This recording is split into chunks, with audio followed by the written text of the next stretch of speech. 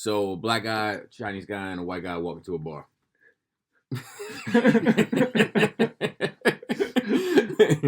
Man, I'm a little upset. Dante's here with us today. I'm a little upset but I was thinking because the streets are kind of fucked up. I was like, man, come on in, park in the garage, so to speak. Because Laura's at work, there's an empty spot there. But I shoveled off the front steps. Mm-hmm. And I was gonna say, check the mail and just put a coat on and shoes. Yes. Be careful though, because you're gonna have to get in the street. But I was thinking to myself, I was like, oh man, look, because I just shoveled it because don't take offense, but I was shoveling mainly for the male people. You get deliveries all the time. You better have some clean steps. Yeah. So I was like, but I was hoping that you were gonna come in the front, so to speak, and then you would be able to like, yeah, man, Black History Month. I'm trying to do my part. And then I was like, Joe, I don't know when Asian History Month is, but I hope it's in warm weather, so I ain't got to do anything special for you. I don't think we get one. I bet you do. I don't think we can. There's a lot of them, because there's a lot of low-key undercover ones. Like, I didn't know, somebody be like, oh, you don't know it's fucking Blonde Month? Yeah, it's just not recognized. Everyone recognizes Right. Well, I think it's the only one. I think that's the only one. Yeah. There's like Latino, Hispanic, Spaniard month. And it's in I don't think it's Spaniard month. They celebrate. You don't even know what it is. The Catholic Church celebrated that for like decades. But it's in the fall. I think it's. Yes, but nobody cares. Yeah. Well, I don't know. And then there's Gay Day, Google right? cares. There's like a Gay Day. I mean, it's Flag Day. Yeah, there's Earth Day. Yeah, who the fuck knows what Earth Day is? My kid might. My kid might. Off the top of your head? I just know there is one. I know Flag Day is June 14th. What the fuck you know how it's Flag Day is? It's my father-in-law's birthday. Oh. And my wife shit. loves to remind me of that. Hold on 1 second. Good thing I caught it here. God damn it. Sorry about the sound there. It was only 2 minutes though, you know what I mean? You guys just need to deal with that a little bit. Sign of Dante being here. I show up and the audio gets fucked. Yeah. Let's see what else. So here's another thing. So it's snowing today. Yes. And Chris hit us up and was like, I'm not going to make it. He lives in the hills. But what's also funny, at the same time, I'm getting a text from Dante saying, all right, I'm on my way from 2 counties. But I got to thinking about it, and I was like, but this shit is still probably super foreign to him. Yeah. You know what I mean? Like, he's like, it's like still like a mystery almost. You know what I mean? So where I got rerouted, it took me as if I were going towards his house, and then I had to like reroute from there. You should have just picked him up. Well, that's what I was thinking. I was like, I should just head over that way. We're like, hey, you want to ride up together? And I was like, oh shit, I don't really know where I am. My GPS just took over. Yeah. It was like, I got you. Yeah. Yeah, it's just, but yeah, so unfortunately, Chris won't be with us this week, but, he'll be back next week. Just Texas aren't used to cold either, and they're fucked. Yeah, man. Thoughts to the Texas folks. Actually, I think they got a power back mostly right now, right? Yeah, I think so. I got a lot of people died, though, right? I don't know. I haven't seen like any official death count. I saw that one wreck. The 100+ car wreck? I'm pretty sure people died in there. I think like 5 people, so I'm not laughing at that. I thought some people died from lack of heat. It just Then some people died wasn't it the mayor? Somebody was like Ted Cruz just bounced. It was like no. I'm talking about the guy who stood up and was like, "Don't look to help for us. We're not here for that. You're fucking on your own." Like, that's you know what I'm talking about? Like, no. it was a mayor. I know of this story. I don't know who it is. But they were talking about it on the Joe Budden podcast, and I was just laughing at it because it was it's terrible, right? But well, that's our tax dollars at work. Yeah. That's your tax dollars at work. They get paid to say shit like that, I guess. Yeah, down there. I'm not paying them shits. I'm about to move to Sweden. Yeah, I can't remember what it was. I'm thinking he might get voted out next season, whenever that is. If they even have those voting. Oh, he resigned. He resigned after the comment. Well, quit while you're ahead. He knew it was coming. Yo, I wish I could find the full. I know. Look. He said he began with the introductory line. You ready? Uh-huh. I'm gonna hurt some feelings. Like where it's going. No one owes you or your family anything. Nor is it the local government's responsibility to support you during trying times like this. Sink or swim, it's your choice. The city and county, along with power providers or any other service, owes you nothing. I'm sick and tired of people looking for a damn handout. What are the tax dollars for then? Step up and come up with a game plan. Deal without and think outside the box. Get some blankets for Christ's sake. I added that last part. If you are sitting at home in the cold because you have no power and are sitting there waiting for someone else to come rescue you because you're I don't know what this sick. You're SIC sick, lazy is direct result of your laziness is a direct result of your raising. Only the strong will survive and the weak will perish. This dude is like in how did he get in office? This is in Texas. Yeah, dude, they're not playing around. That's how he got on. What's interesting about it is weird. It's like people's like thought patterns are weird to me. Like how do you reach that conclusion, bro? So on one end, he is an elected official. People fucking put him in there to take to, you know what I mean? Yeah. So but on the other end, I don't think my biggest issue with this when I heard about it is like I don't think it's fair to say that people feel like they're entitled to something when they pay for something. Right, that's what I'm saying. Like, how did he pay my energy bill? Yeah. The energy company is to provide the service for the payment. That's how that works. Including I'm not entitled to fixing. shit. Yeah. It's a business arrangement, and I'm holding up my end of the bargain. Shout out to Philip. Shout out to Sean Diesel. I got a lot of buddies down there that have hit me up, and and some of them are like. I mean, like Sean is fucking half nuts anyway. Like if you know him, but he's like, oh, it's fucking crazy down here. I see my breath.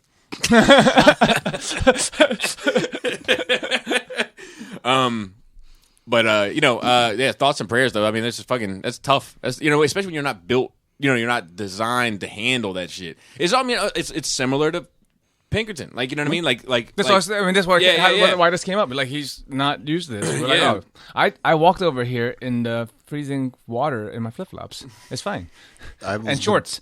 I was debating on my way out. Like I looked at my shoes. I was like, what do I wear? Flip flops or gym shoes? And so I was like, just wear your gym shoes. I was like, well, I mean, I'm taking my shoes off when I get here anyway. So it's easy to wear flip flops. Well, I went out to take my walk. Took my and I'm doing a half and half today. And I saw the streets and I was like, oh, streets are fine. And I almost took a picture of them to send to say, look, man, streets are fine. And I was like, no, I'm not going to do that. For one, if he's not comfortable, he's not comfortable, and that's the end of that. And I'm working driving this way. And for two, it'd be my luck that I say, no, the streets are good, and then he'll fucking wreck. And then I'll be carrying that shit around with me on my conscience for the next fucking however many years. Where I got rerouted, and it was going kind of towards his direction where he lives, and I had to make a left off of there. That was a little dicey. Yeah, so he would have had a good 4 to 5 mile stretch where it was touch and go. Yeah, I'll tell you, I drove home from work the morning of the ice storm. Yeah, that shit fucked me up. That sucks. So I'll tell you what fucked me up about it. So first of all, I'm in the Civic. It was just a tactical error. Yeah. Secondly, well, you have a truck. Yeah. Secondly, I did one thing smart. When I got started in the morning, I turned the heat defroster all the way on high, and I kept the windshield wipers going full blast, so nothing had a minute to fucking freeze on my car. Because that you're fucked. Your windshield start freezing up. Fuck. But what fucked me up is when I'm driving down 70 and all of a sudden like some car spins out like I feel like I'm like Neo in the Matrix, but it's my car moving. That's like it's like all like I probably drove past, no lie, like 3 or 4 different spin outs and total loss of control. At least 3 on my way up here. I mean, really? That's the problem. That's up to the Mount Airy exit. Wow. Beyond that, who knows? Yeah. The problem is like when the roads look fucked up, it's actually fine because people are careful. It's when the road looks fine, then you're fucked. Because that shit, like when I left for work that day, I was like, oh, it's plowed, it's fine. And it's ice. Solid fucking ice. That day, that was Sunday. That day I went out, I had to, like I took the car out to get it warmed up. And when I went out to get in the driver's seat, I had to like hold on to the side of the car, like the rear door handle to get to the front door. Like, dun, dun, dun, dun, dun, dun, dun, dun. It's one of those things you're like slip and fall and you keep sliding and you won't stop. Yeah, and then in typical, and you go in my house. I'm just not going to do it. He can give me a ride back up to the in typical Maryland fashion, though, it's supposed to be like 60 degrees in 2 days. Oh yeah. That's why I like Maryland. You have all 4 seasons in 1 week. Yeah. I went to I'm gonna talk about it a bit more in my nerd week, but I went to Annapolis over the weekend, and I went to this ice cream shop. And I took a picture of it to send, but one of the seasonings you could get on your ice cream was like chocolate syrup, caramel, Bacon. yeah, and then the Old Bay. Old Bay. Yeah. Hey man, a little bit of flavor. Don't knock it till you try it. I know. I've had it. I haven't, but and I won't. Like put it fresh, back in. crunchy bacon bits on ice cream is good. No, that's solid. that's So why is that good? And then you like shaking your head at Obey. I'm not shaking my head at it. I'm just. He is? Yeah. Yeah, because fuck Obey. What? I'm not in. He's not from around here. Yeah, I've been here for 30 years. that's I know, but you're not from around here. But it's not in your DNA. Yeah, I mean, I assimilate it very well some to this area. fried catfish, and I might be all right with it. But Do you ever put like asbestos and shit in your water? Like, I mean, a sprinkle. A taste of home, he says. Tastes like poverty. Speaking of which, Dante is with us today to join us. Dante as a guest, not a regular. How was your nerd week? I took some notes. Hell yeah. See, everyone's taking notes now. It's good. Well, no, Professional. I took these shits this morning. Well, between all Yo, he took notes. He has a piece of paper. He fucking wrote down. So He for real took notes. So, no, last week- like Santa's list. Last week when I recorded an episode of my podcast, and we were talking about the fights. And the person I was going to record with, they're like, "You want to do some, jot down some notes while we're watching the fights? Where she's in California, I'm here." So I'm doing actual notes because I take notes every time I watch fights anyway, just because I don't know, it just seems like the right thing to do. Something you're interested in. Yeah. So I sent her a picture. I have 5 pages of notes, and she was like, "Oh, I wasn't prepared for that." I was like, "It's all right. I'll take the lead. It's good." But my nerd week, my nerd quarter. Well, that was in January, so no, we're still in the first quarter. Yeah. We're doing all right. Nice. So, listen to a lot of Nerd Rage, which is why I was like, "Oh, let me reach out," because apparently I need to show up. Yeah. We get to missing you. You're welcome every week. Yeah. You can ever Yeah, it's open invite. If I were able Part of the team, bro. to make it more frequently, I'd gladly be here. But my job, they hate me, I hate them. So I just keep showing up because that's how you do. I've been watching a few different TV shows when Sarah's off. She's off like once a week now. We try to sit down and watch TV shows, movies, whatever, just to seem normal. We've been watching on Starz American Gods. I've heard about that, but yeah, it's fine. I stopped. We're halfway through season 2, and I was just like, I think I'm done. But it is good. That first season was really good, and the second season it just feels like how many shows have we heard? First season's great. Yeah, but that second season it just starts. I lose interest because I don't really care about it. Like I don't care about mythic gods and all that shit. Like that first season though was fun because you're trying to figure out who's which god. Once you figure it out, it's like, all right, I don't care. Sarah's like in, and I'm like the other night she was like, we should get back to watching. I was like, you can get back to watching it. I'm not tapping out.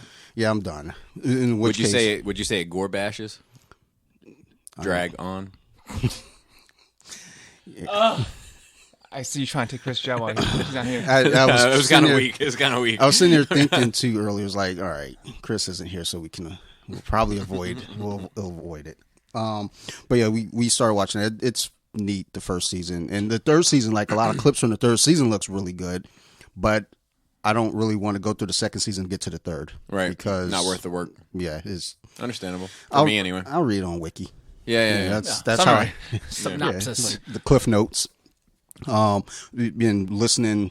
I picked up on Your Honor because God bless that show, man. So like I was explaining earlier, I got iPad, so they gave me the Apple Plus TV, whatever it is, their app, for free for a year. Trust me, I'm canceling that shit in January. I know the trick. Put on your calendar, alarm. Like, oh yeah, I set alarms. I tell Laura all the time. She's always like, "I just don't worry. I don't worry. I just signed up for the free." And I'm like, "No, I'm definitely gonna worry. Definitely put it in your never calendar. cancel it."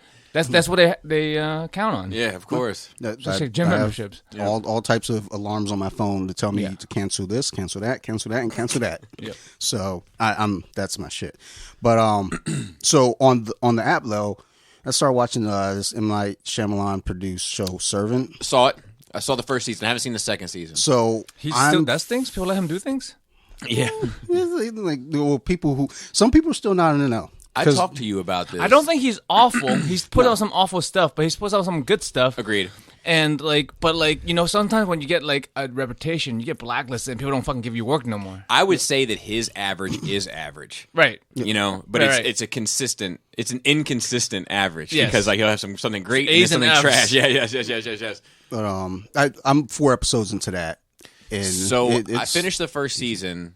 We talked about it. I watched it when we had COVID. That was like when we watched a whole bunch of shit, Yes. and that was one of the ones that we watched. But it was good. It's one of those things where it's like I got to see the second season before I completely have an opinion on the first, because the first season in a vacuum is kind of like meh, but the second season could make it great.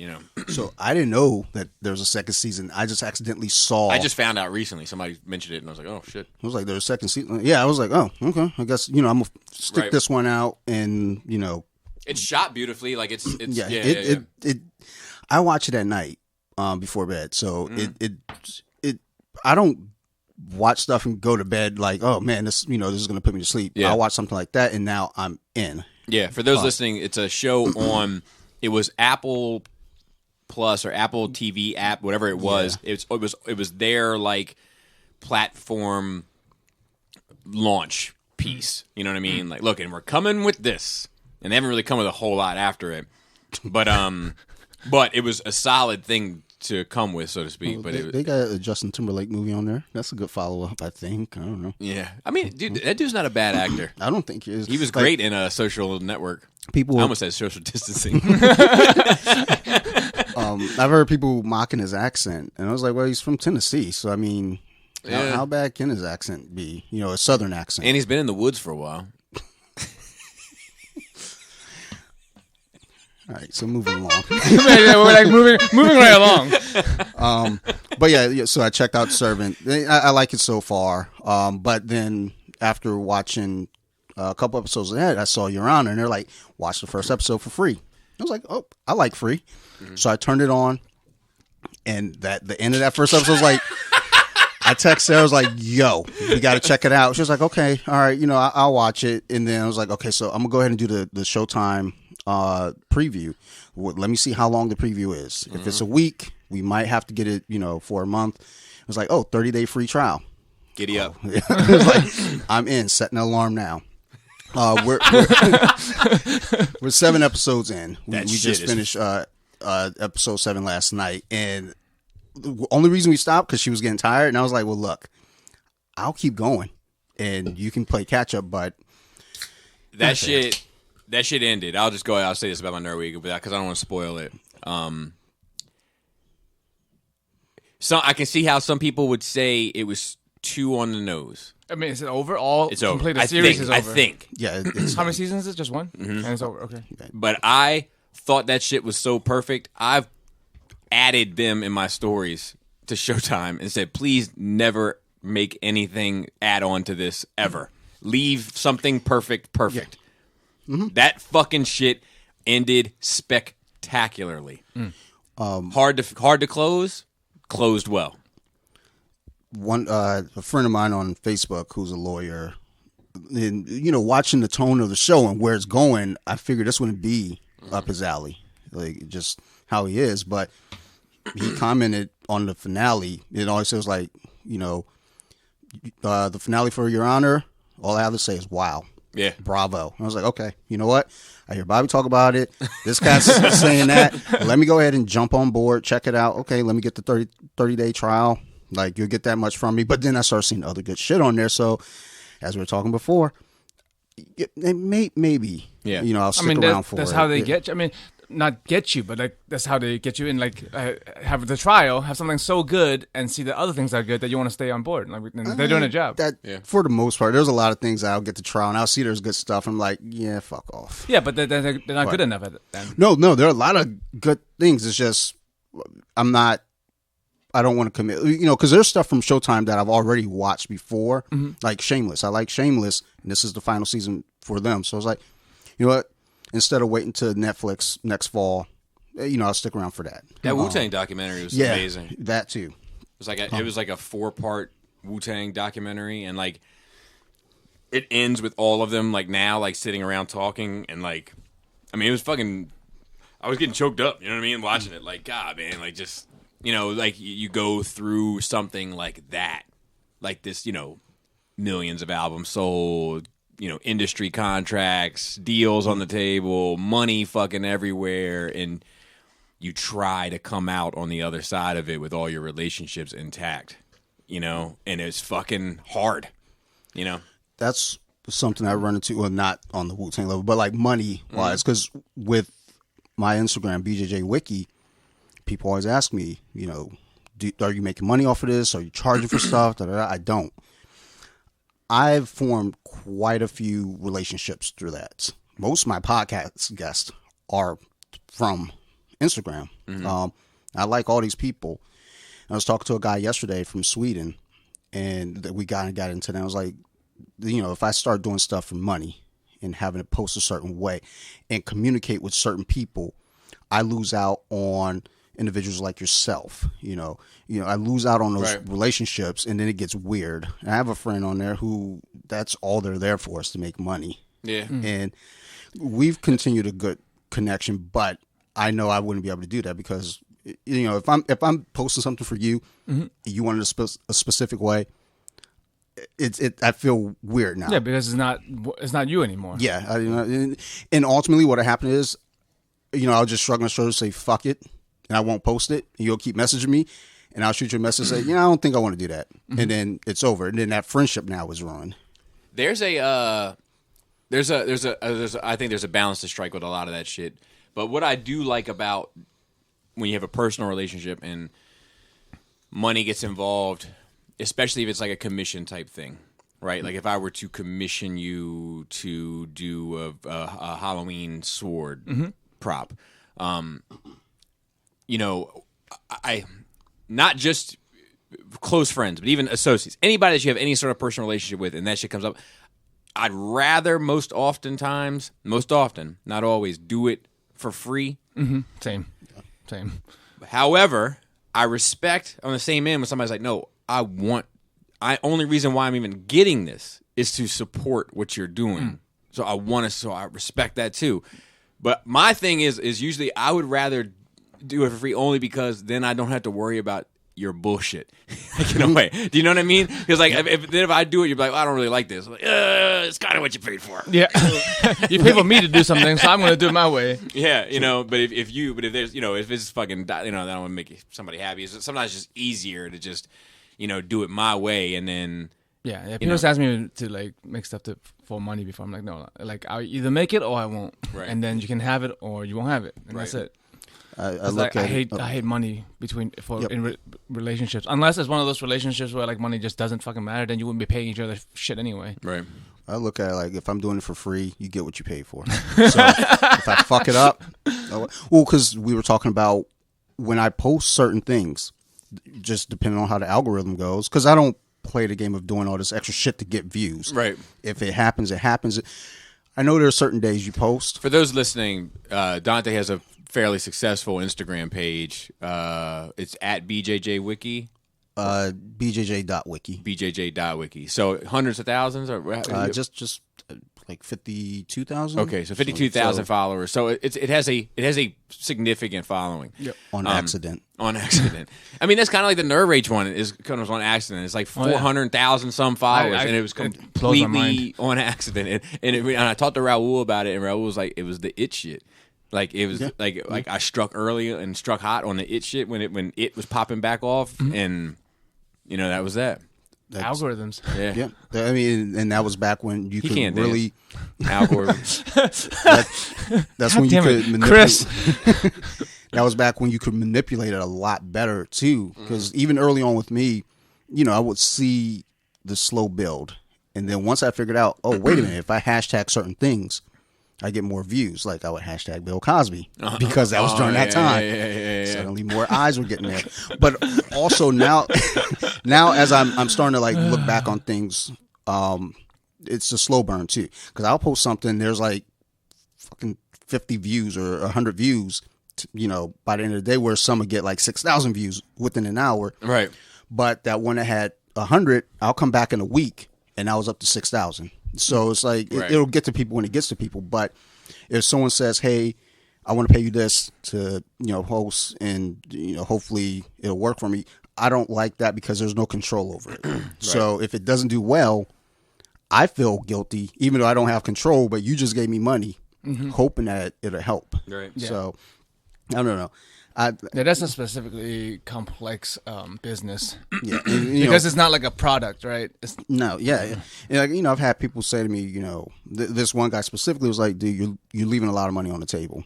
And I replied to him, "Look, I know I'm going to sound like a dick saying this, and just understand I'm not. But you're not the first person who said this to me. You're not going to be the last. I don't care." But then I also kind of painted it like I was like well off money wise. I was like, I don't need the money. And I started just saying all this like boastful shit. Like I don't. You're like, need I am your typing money. to you during these COVID times with $100 bills taped around my fingers so that I don't get any germs on them.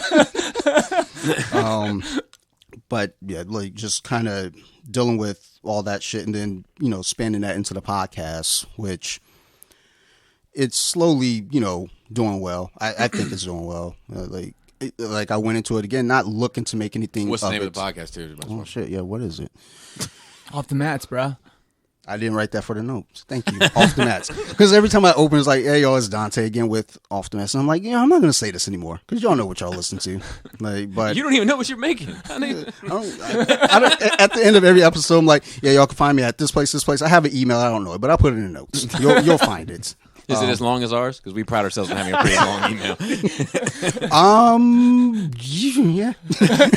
Nerd Rage Radio, mail delivered via electronically Not that long. I'm to like, your inbox at gmail.com. I'm about like three quarters of the way. Gmail.org, I think. AOL.com.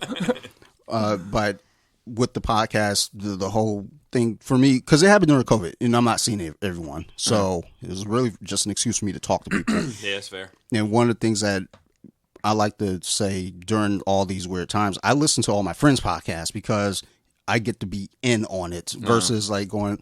I like Joe Rogan. I like this other podcast. I don't fucking remember the name, but I like it. I'm subscribed to it. It fucking comes up.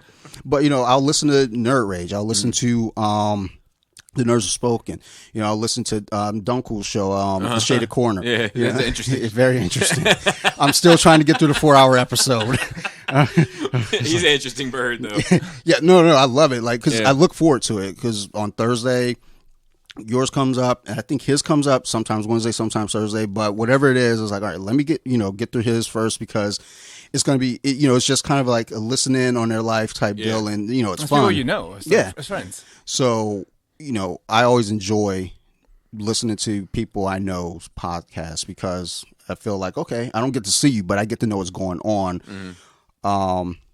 That's been kind of the big thing with me just doing all this shit. I got some new microphones. They're like $25 on Amazon, so I'm not expecting much. Upgrade. Actually, it was kind of a downgrade because my other microphones are much better. Like I was recording Saturday and my phone was next to it. So as I went back to edit, all you hear is bzzz, like, oh shit. Which is a good thing because that means if I record, the phone has to be away. Yeah. Forces you to focus. So that's just a note for. I tell you, at episode 300, everybody's phone's sitting outside. I'm okay with that. Like fuck this phone. Because it'll be the first time. That'll be the first time if people even come through because of COVID and shit. I haven't even put an invite out yet, but that'll be the first time that it'll be like a significant amount of people together for like one thing. I want everybody focused. We've had enough time with our phones over the past year. One night would be fine. I have fucking too much time on my phone. I'm at work because they're like, "Hey, no phones at work," and I look directly at them with my phone in my hand. Like, okay. Right. Like, typing without looking. I'm gonna have a phone check. I'm gonna get it. A little bag. I'm gonna have the bags. Yeah. You get a little ticket. You come pick it up at the end of the night. And then as far as movies go, I watched. What the fuck did I watch? Judas and the Black Messiah. How was that? I saw my list. I enjoyed it. I don't know that I can watch it again, just because. I like the soundtrack, and I don't know if that's racist somehow.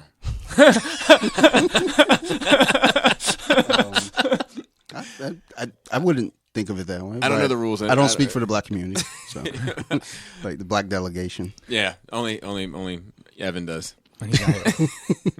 But yeah, watch that. I enjoyed it. Sarah was into it. So during COVID, because we were talking, during the George Floyd situation, and everything, I decided that would be a good time for us to sit down and watch Malcolm X. My wife and I. You're like, I can show you better than I can tell you.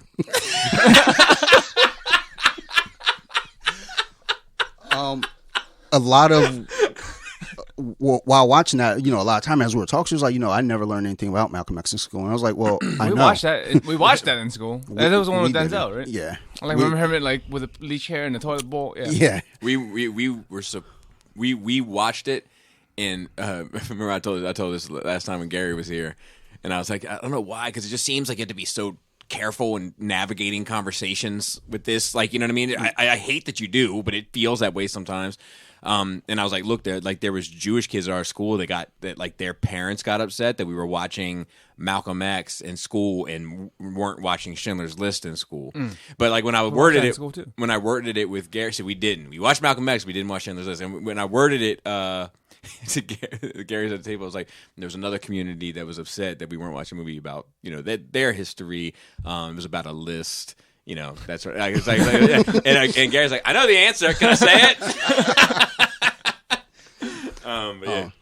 But yeah, watching Judas and the Black Messiah, that was good. But so like it's about the origins of the Black Panther Party, but it's about Newton. So no, Newton at this point is locked up. Okay, so it's about it's the Chicago Fred Hampton, and he's from Chicago. Correct. So the reason why I was able to put because like I know a lot of these players, I do forget the names like Hampton and so like, but I'm looking through the soundtrack and I'm like, G Herbo, Lil Durk. I'm like, this is a Chicago story. I bet you it's about that guy. It was good. Like I felt like as I'm watching it, like speaking of phones, like my phone's near me all the time, and when I start to check out, I'm like, all right. I gotta go check some shit on any kind of social media. I don't know, whatever. This one, nope. Like I had my phone there, and was just tuned in. The way that it ended, well, not like the actual ending, but like the way this all kind of came to a head and kind of shut down. Even though I knew what was coming, this shit was still very shocking. The way that it happened, because they showed it, and I was like, oh shit! Like I was very audible. I was like, oh shit. Like just got chills and was like, fuck, that shit is fucking terrible. Like just all of it.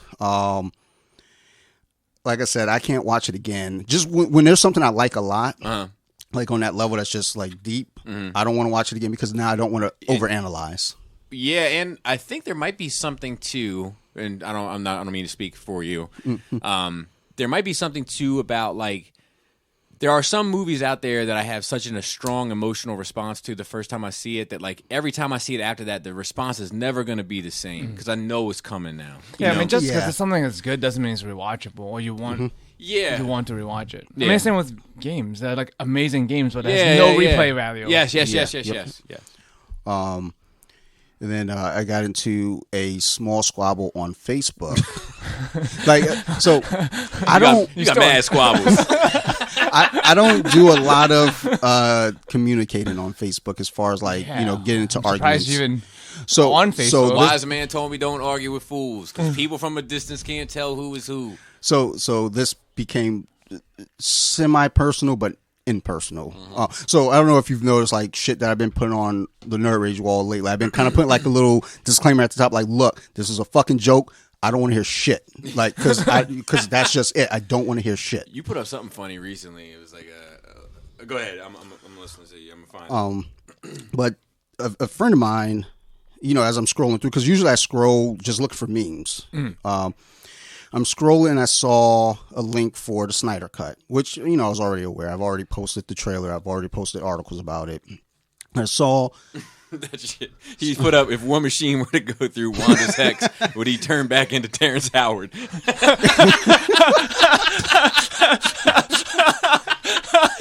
shit had me crying last night. I want them to work a deal.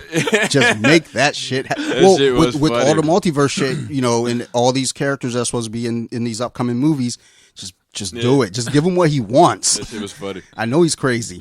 Just give it to him though. It's hard out here for a pimp, man. You're bagging up these lobsters and the shrimp. But as I'm scrolling through, I see a friend posted something about Snyder And Cut. the roast beef is off 30%. Yeah, I'm sorry, Snyder Cut. And basically they're like, I don't know why they think a director's cut is going to make this movie any better. The first movie sucked, and he went into ripping it. So I decided to take the bait. First off, I saw who it was, and I won't go into who it was, but I'll go into other movies that they like. And that's going to just paint the picture for a while. I was like, shut the fuck up. But, I jumped on. I was like, look, I don't know if you're aware of this, if you even read the article, but the Snyder Cut is, the first Justice League was done by Joe Sweden. Zack Snyder had to step away for personal reasons. And professional reasons. I think, I like, one day that whole story is going to come out. In the documentary. Yeah. And I'll be there for it. I love me a documentary, especially about So Colts. we're going to stretch the fuck out. I mean, like 12 episodes. It'll be on Showtime, too, because HBO Max won't have it. I have to put a Snyder Cut of that. But, I went into that and, I explained just, what things that we know. Mm-hmm. So they came back at me and goes, well, I can already tell you that it's going to be bad because, for number one, Ben Affleck. And they said some other shit, but I stopped at Ben Affleck. So I replied back, was like, so you do understand that you saying that's going to be bad because of Ben Affleck already shows your bias, and you're not even interested in seeing the rest of what may be to come. The big thing for me, and a lot of other people, I think, at least for me, I want to say, I don't think it's going to fix anything. I think it, might still be trash, but it's his trash. And I, it's like all the other movies were what they were. I enjoyed them.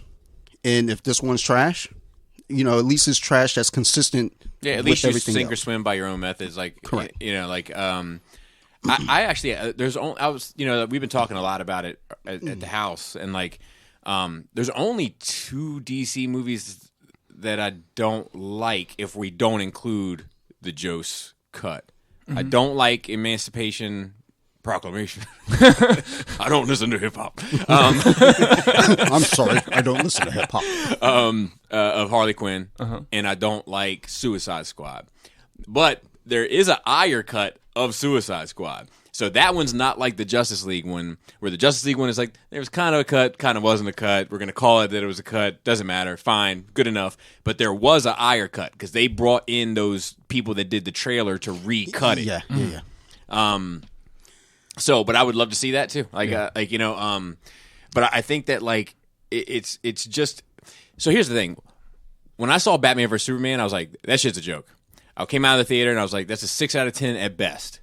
And Adam and I argued about it, and I was like, I mentioned all these things that story wise that I didn't like about it, all the things that I feel like it didn't earn, and then word came out that we were getting a Snyder cut of that. And it was fixing a lot of stuff. Yeah, and I was like, there's no fucking way it can fix everything, because in my head I was like, it's the whole story that's missing. You can't fix the whole story. But that 45 minutes actually was the whole story. Yeah. It did. They cut out the entire story. Yeah, and I had to say, look, it fixed it. And that shit went from a 6 out of 10 to an 8 out of 10 to me, in 45 minutes. I think the word "cut" is deceptive too, because Yes. it just sounds like a Yes. rearrangement, but which is not. There's additional pieces put in. So yes, 100% you are correct. However, it's funny you say that, because I forgot about this on my Nerd Week, but I'm gonna go ahead and say it now. I watched this YouTube video this guy did where you didn't see the Jost cut, right? Okay, so there's a section of it that's commonly referred to amongst DC fans as the history lesson, where they go in and they give you the backstory of the mother boxes, how they got to Earth, what happened when Steppenwolf came before, blah blah blah. And if you watch it, a lot of it is Snyder, maybe all of it, the filming. But it doesn't make a whole lot of sense. When you watch it, the story that she's saying, that when they're narrating it makes some sense. But the visuals don't necessarily match. you know what I mean? Because all of a sudden all right, so I'm getting excited about it because it's fucking fascinating to me. But so in the Joe's cut, there's a lantern. The lantern takes off, has like a lantern hammer. It's like swapping all these guys, like parademons out of the way. Steppenwolf grabs him, throws him to the ground, throws a spear or sword in his chest, and kills him. As soon as he does that, the lantern's ring comes off the finger and immediately goes to the next host, right? And the next thing you see is Zeus like charging up all these weapons, and then Zeus hits Steppenwolf. And you're watching it, and you're like, well, why didn't you just send fucking Zeus then? In the first place. You know, like, if that's all, like, that's, but, like, so this guy on YouTube has recut it, literally, like people. Just rearrange it. Correct, rearrange it. And has just put it in chronological order. Dude, the fucking ring zips past Steppenwolf, and he's, like, distracted by it and looks after it, and that's when Zeus hits him with the lightning bolt. Like, it's just like, it was always there, it's just not cut right. Like, it's just so fucking crazy, man. So, I have high hopes for it, and I think that, what is it, 2 hours of additional footage added to this thing? Yeah, so it's not like a cut, it's like a whole fucking additional movie. So it's 2 hours of additional footage, plus whatever Jose filmed of the original removed, and whatever that is placed back. So I would guess that's a huge difference. You're looking at around 3 hours of new material. If they could fix BVS for me in 45 minutes, I'm crossing my fingers that they can fix it in 3 hours. Yeah, I think with it coming out, because Sarah and I, we're excited. We're like, we want to see it. I'm not saying I won't enjoy it, right? But I know as a collective whole for the community. Mm-hmm.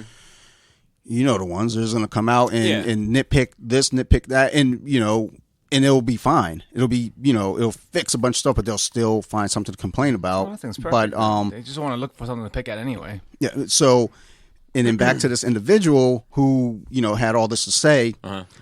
I also keep in mind that this dude loves Iron Man 3. Yeah. And X-Men Apocalypse. What's the first letter of his first name? M. Okay, all right. I know somebody similar, but L.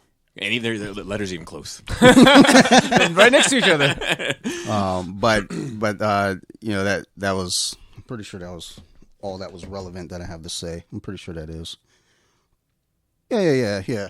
I've got a fan question for later. I didn't feel like typing it and sending it in. Yeah, please. Just show up. Because I was like, it'd be weird if I do a fan question and I'm just show sitting up in the fucking room. Yeah, I prefer you show up. From Dante. It's like, he's right here. You could have texted to him. And then, WandaVision. So that. Well, we could go ahead and have that discussion. Yeah. Episode 8 now? 7? Yes. 7? Yes, and okay. it was based off of the 2000s, so it's like a reality TV and show. And it was 1 hour? So, no like, it was... it was erroneous. Yep. It was what's that show? Modern Family, so like a mockumentary style TV show. Oh, yeah, I guess you're right. Which is still semi based off reality TV, but I think agreed. The next episode will probably do like a full actual like reality TV. Yeah, you're right. You're right. I withdraw my previous statement. You're welcome. Your Honor. I thought it was fine. It didn't do anything crazy for me. Like it comes out that Agnes is Agnes the witch or whatever, Agatha the witch, like, which I think most people I'm not that familiar with the character, but I knew that she was obviously somebody. Yeah. And then just scrolling through Facebook or whatever or internet shit, like I would pop up like fan theory such and such, like everybody thought it was going to be this person. So there's no real shock there. A shock for normie, it's normie shock, but not necessarily Marvel fan shock. There was an article I read probably Wednesday or Thursday right before the episode, and they're talking about the music, giving hints to everything, going right back to episode 1. They're like, so episode 1 because the music director was doing this interview, and it was basically like in that first episode, pay attention to the music. It's giving away that there's a secret villain in that episode. And then the person writing the article was basically like, well, it's not the husband and the wife. It's not Wanda and Vision right now. Right. So they're like, well, the only other person that popped up in that episode was Agnes, which, again, that was already kind of a rumor going around anyway. We knew it was coming. Yeah. And once it hit, I like the, little music they did for and like kind of playing back everything, just showing her, pulling the strings there. But I liked it. Yeah, I liked it too.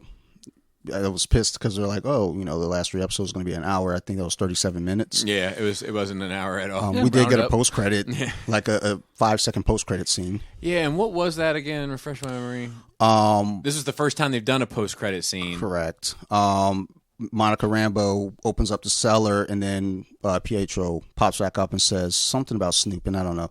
Oh yeah, some words, and then it goes some black. words. Dialogue. There was dialogue. But it had a tone to it, like you little sneak or something. Yeah, it's like okay, and then I kind of stuck around thinking it was supposed to be an hour long, but then talking to Marilyn Phil is like maybe we're being thrown off though because they're like the last 3 episodes supposed to be an hour. This was episode 7.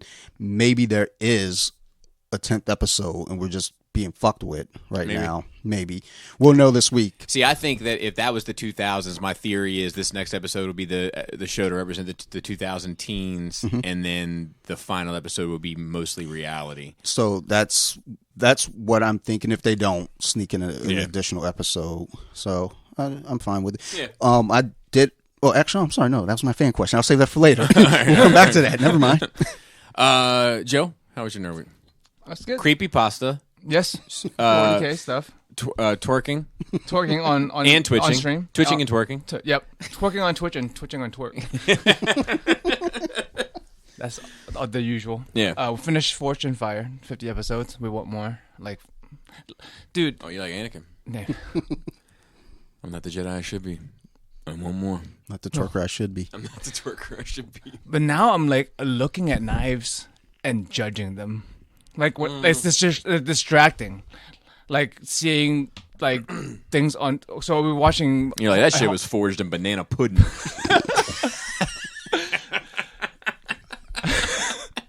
We had a friend come over yesterday who was also into creepypastas and horror movies. Super spreader event. Continue.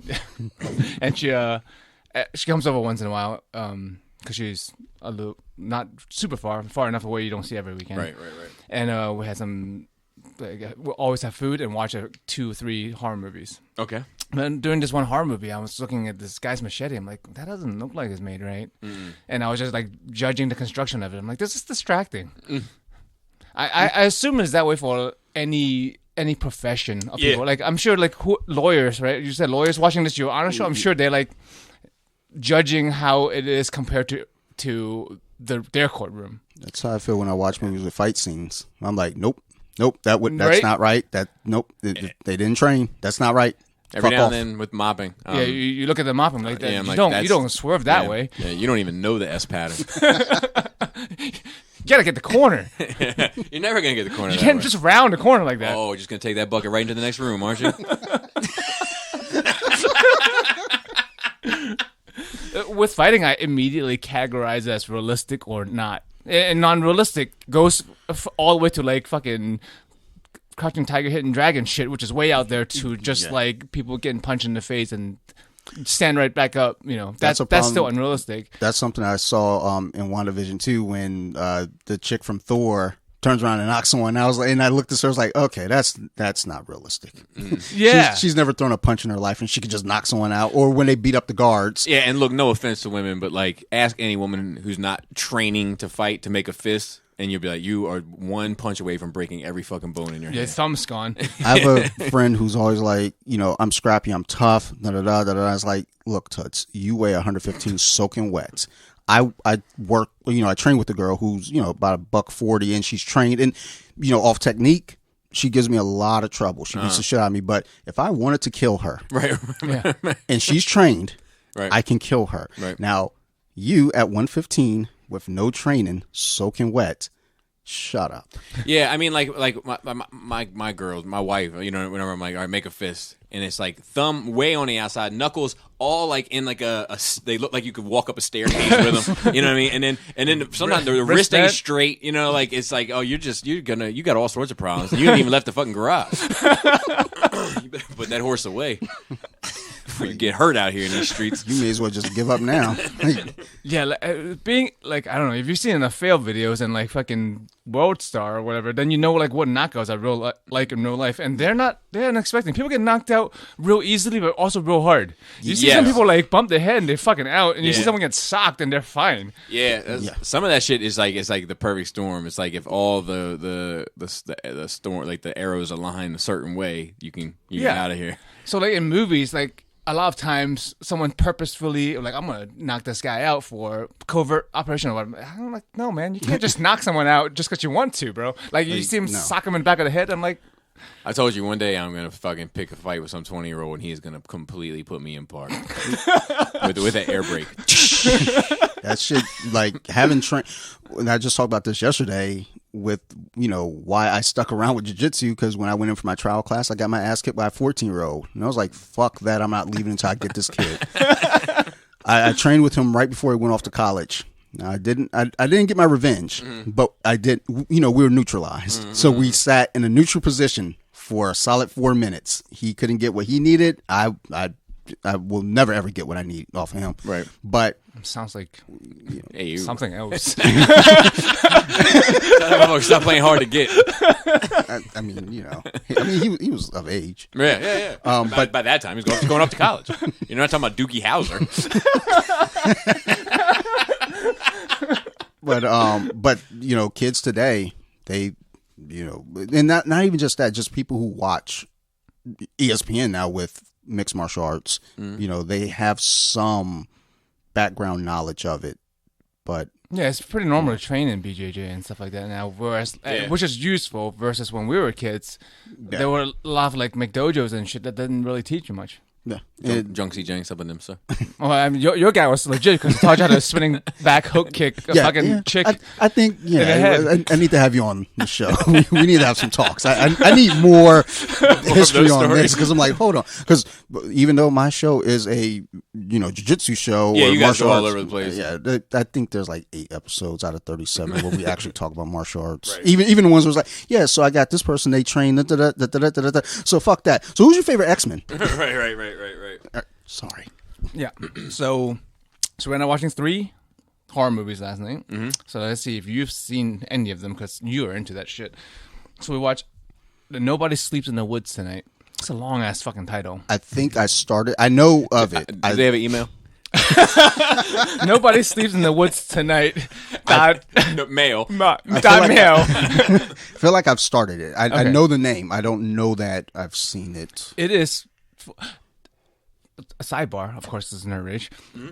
So there are a lot of foreign movies now on Netflix, and they're dubbed, and the dub is not fucking bad. Yeah. Especially when they're like dubbing other white people, because it looks like he could be saying that. It's like when they're Asian and like the dub is still good, but like it doesn't look right coming out of the Asian mouth. Right. I watch with captions on, so I could even see when the dub is off from the caption. I'm like, something's not right. Some samurai like creeps down the side of one of those like bumpy roofs, and he's like, it's like, howdy, hey y'all.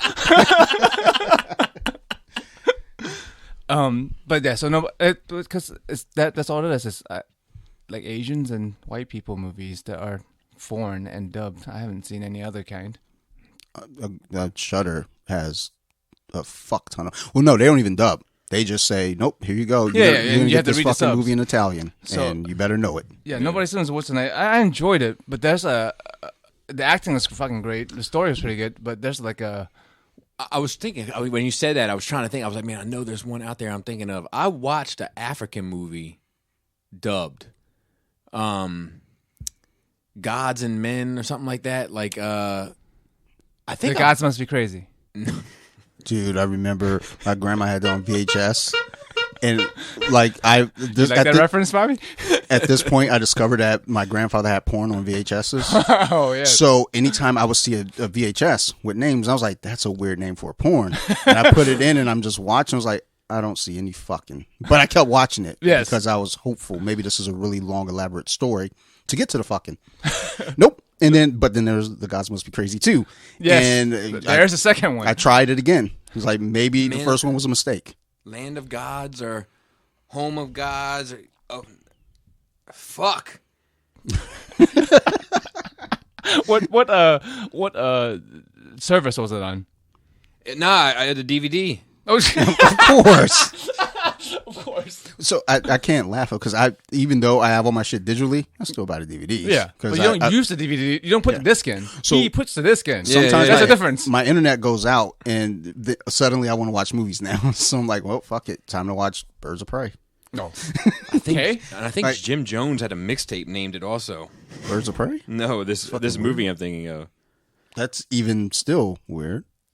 Oh, I'm sorry. Go ahead. I'm gonna look for. I'm gonna look for it while you're talking. Continue. But yeah, so Nobody Sleeps in the Woods Tonight. Pretty good. I liked the overall story. The acting was really good, I thought. On Netflix? On Netflix. I think it's a German movie. And but there's City of God, and I found it from the Jim Jones mixtape. It was called City of God. Anyway, continue. Got it. I know, like one of those fucking Yes. mental blocks that you Yes. can't rest for the Yes. rest of the day Yes. until you find Yes. out. I Good. get it. But yeah, there's a whole section in there that could have been completely taken out, and I think it didn't add anything and just took away. I don't want to spoil it, but like it's out of the left field. Everything in the movie looked like it's one story, and then this one piece that like, why? But Which other two? a cadaver, which is really good. I know of that. It's really, and it's also foreign. I don't know, maybe German. I don't know. Dubbed, again, great dubbing. Acting was fucking really good, and the story was great. And like, Actually, that's in my queue. it's to really watch, good. yeah. It's fucking. I really enjoyed that one. Did you have to do cadaver shit in school at all for? We saw some cadavers. Did you? And watched operations, but we didn't manipulate. My the wife had cadaver. to. My wife had to like fuck with one. I can't remember like the ins and outs of it, like for a week. So like that, she was messing with it. Well, she has more to do with anatomy. correct. Yeah. I just didn't know. I mean, I know it's all different and shit, but I Yeah. didn't know if you. Before us, it was just like, there's a chance to look at a dead body. Yeah. But Cadaver's really good. It's like a post-apocalyptic world. You're in the city, you can see it's dilapidated, but there's one building on the hill which was not touched, and it's like lit up and it's perfect. And people are invited to go and see what's up. And then hilarity ensues. But it's one of those things, movies where I root against the protagonist. It happens sometimes for me. Good. I'm like, I don't like you, and like I know you're not the bad guy, but I'd kind of rather the bad guy win. Yeah. And- I told you about it last week a little bit. Like, yeah, which is weird because I don't root for the bad guys. Yeah, usually. yeah. But like, there's nuance to it sometimes. Like, you're not a bad guy because you want to be a bad guy. You're a bad guy by circumstance or because you had to be, right? If you want to survive, right? yeah. I mean, that's kind of what I mean. Like that kind of harkens back to the conversation we had last Yeah. week a bit. Yeah. Yeah. Sometimes like you're gonna just let yourself die, or you're gonna do some bad shit to survive. It's like any post-apocalyptic times, Yeah. right?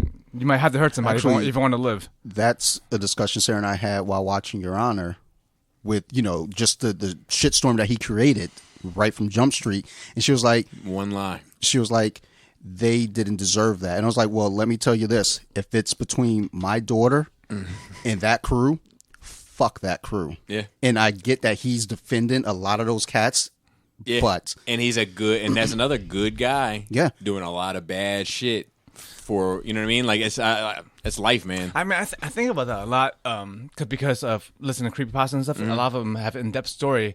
And as an audience of movies and shows in general, you're like, oh, man, you're fucking up like the guy who gets bit by the zombie, doesn't tell anybody. Right. You are fucking everybody up. Right, Like, right. Imagine being that guy, though. You can understand you don't want to fucking tell people. Yeah. Like, you're in a bad spot. It's kind of like having AIDS or some shit. You know what I mean? Like it's like you don't want to like, you know. I put myself, like, because I always think about that. And I know for myself, well, I say that now, not having been through it, but it's like COVID.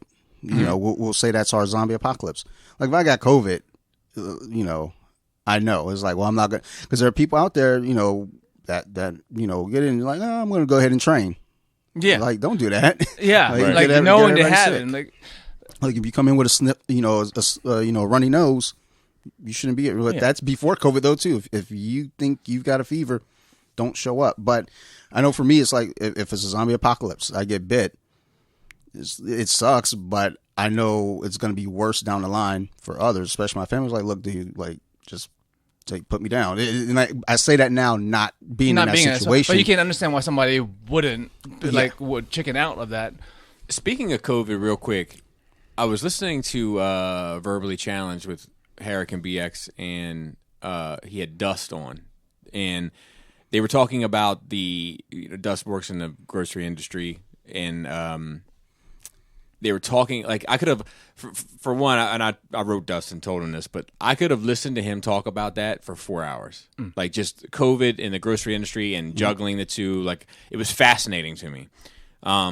They didn't. They ended up talking about other shit too. I was like, oh, let's go back to the. I mean, and I know that in their minds when they're recording, they're probably, man, nobody wants to hear this shit. You know what I mean? But like, it's all I wanted to hear. Yeah, my parents are in that spot because they run the grocery store. Yeah.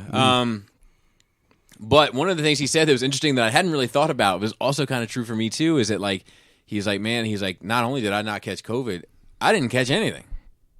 Because I was washing my hands 3 times a day. I was fucking, you know what I mean? I was masked up all the time. Yeah. Like, not only did I not catch COVID, I didn't get a fucking cold. Like, I just talked about that.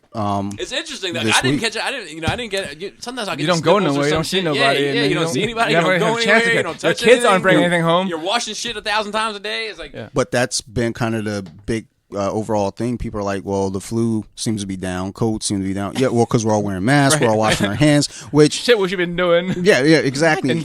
I mean, hand washing, yes. Yeah, like wearing a mask. Wearing a mask. I mean, like in Asia lands, the normal thing. When you are sick, when people are sick themselves, they put a mask on for other people. Yeah, I respect that. Yeah, but I just don't want to be wearing it all the time. No, not to prevent yourself from getting the flu, but if everybody who was sick wear a mask, it would help everybody else out. Yeah, I respect that. Yeah, I remember seeing it before COVID. Just people wearing masks. Majority Asian. I've seen. I've seen a few white people. It's normal for our. I was seeing them walking down Stevens Forest Road sometimes, be like wearing Asian people wearing masks. Like, you know what I mean? I'm like, it's also fashion. Yeah, now these were like the surgical joints. But I was like, man, I was just you. They were probably walking around. Everybody's stupid but me. But there's nobody. It's just you on the street. Like, you know what I mean? Like bird flu. Sometimes you forget though, because I'll go in the store, and my job is right next to the store, and I'm not taking it off. Or again, I walk out of the store, I don't even think about it at that point. I'm in the car driving, and oh shit, I still got my mask on. That's what it is. You forget because you get so used to it. I hate that, and I'm like, oh, how many people were looking at me thinking I'm a fucking idiot? Exactly. So I didn't get the memo about all this talk about double mask. So I had on, my regular mask, one of these cloth joints, and then I put on a surgical underneath just, because this was at jiu-jitsu, so you sweat and shit. So I was like, this shit might fall off. And then afterward, I see later on they talk about double mask and shit, and I was like, oh, fuck, I hope they don't think I'm one of those fucking doofuses. Like, look, I'm not playing the game. I just had on 2 masks because I sweat, and, it's going to fall off. I have a lot to talk about regarding masks on my Nerd Week. Just from, I went out for the first time. Out and like my wife and I went to Annapolis, hung out, like right. in the streets. So I have a lot to talk about regarding it because they don't seem to give a fuck down there at some points. There's just certain places, certain people don't just give a fuck. Never have, never will. I mean, well, I'll talk about it. Continue. But yeah, so putting yourself in other people's shoes is important. And even when you know what's right and wrong, and fucking very rarely is somebody all right and all wrong. Yeah. Like it's a point of view. It was different when I was younger because I'm always like I know what's right, what's wrong, what should be done. But as I get older and also have more relationship, like there was an episode of Futurama where like Fry is like the aliens were like, bro, I know you have to throw your life away, but it saves your universe. But he was like, but that's my life. And I was like, and at a young age, I'm like, yeah, man, like, fuck you, sacrifice yourself for the universe. But then, like, as an older guy, I'm like, man, that's his YOLO, bro. That's his one life. I watched this. I keep interjecting my Nerd Week into yours somehow, and I apologize, but it just keeps relating a bit. I watched the Showtime documentary series about Tekashi that just published. Published yesterday. Watched all of it. That dude sold his friends down a river. We're talking about 100 years worth of jail time distributed amongst a group of people to save his ass. But I think that's some shitty human being shit, right? Me personally. But you can make the argument, well, it's the greater good. These are criminals that he's, you know what I mean? Yeah. So like, it's That's point of view. Technically the right thing to do. And but at the same time, is it like like it's like shit's complicated. It's complicated. Life is complicated. Like, and whatchamacallit, intentions do matter. For sure. Well, there are like religious fanatics who, from their point of view, they are right by saying, homosexuals need to burn and da-da-da. It's goofy, but to them, that's right. Right. And to us, that's like, dude. Like, relax. Yeah, chill, son. Like, Nobody like, thinks it villain. Like, don't be gay. If you don't like the gays, don't be one. I mean, just go. Yeah, exactly. I don't know if it's that easy, but you might catch it. yeah, they believe that. Like, it's a disease. Like, Yeah. But I don't know who sucking dick's a disease. if it is. I got to mask up. If anybody needs any research, so. Be a test subject. Yeah, we know there are bad people out there. No one really thinks they're bad. I think like we have people sitting on boards of big companies right now. Like, everyone knows that they're bad guys, but like, do they think they're bad guys? Right, and do they also think shit? I'm providing a lot of shit for I mean. I feel like it's very rare that anybody is twirling the mustache or putting the cape on. You know what I mean? Most people are somewhere in the middle, and I think most people. I like to believe that most people are doing the best they can. I mean, I think that's ultimately true, but sometimes the best is just not good enough. So yeah. Well, I mean, and what's best for you and your outcome? Yeah, because like I said, if my daughter's, my daughter does something wrong, and I got to choose between protect my daughter. Yeah, I'm saying the best for them. I'm saying not spoiling more because Last of Us is an old ass game. At the end of the game, you find out like you take this little girl to this place thinking it's gonna be a safe haven, but they're like, nah, we have to like take her brain out and it will cure the zombie apocalypse. And you're like, no, I don't care about the zombie apocalypse at this point. I care about this girl more. And he kills everybody in the fucking medical building. But the right thing to do is to like cure the fucking zombie apocalypse. Yeah. But if it's your fucking daughter, you're not gonna do that. Yeah, I mean, or maybe you would if you're that good of a guy. And at the point, are you a good guy? Yeah, you're correct. Yeah. That's the thing. Is right and wrong or right and wrong aren't easy, man. Like it's right or wrong under specific circumstances. Yeah. And it's just so life is just not that. It's not that simple. It's fucking complicated. Then you got people that favor. Like the crazy dog fanatics. It's like, it's like, oh, there's a dog that's about to get, like this dog is in trouble, but, there's a car full of people over here suffering. I can only say, fuck it, I'm going to save the dog. And it's like, to them, they're a good person. Right. Yeah, it's like, I mean... I'm tempted to save the dog more than people myself. I mean, my whole thing is, are there kids in the car? If there are kids in the car... Kids are like animals to me, so like I treat them like dogs. Yeah, if there are kids in the car... In a good way. Are they bratty-ass kids? Yeah, they might have. Because they're not fully grown human beings yet. They're not adults. They still have a chance. Like little fucking sassy fucks. Who's laughing now? Remember I tripped and you were fucking giggling? No. Hey, I'm going to go save this dog and I fuck you. Kicking that seat in front of you in the theater seems like a pretty bad fucking idea now, doesn't it? Why don't you kick it in that sedan and get crushed?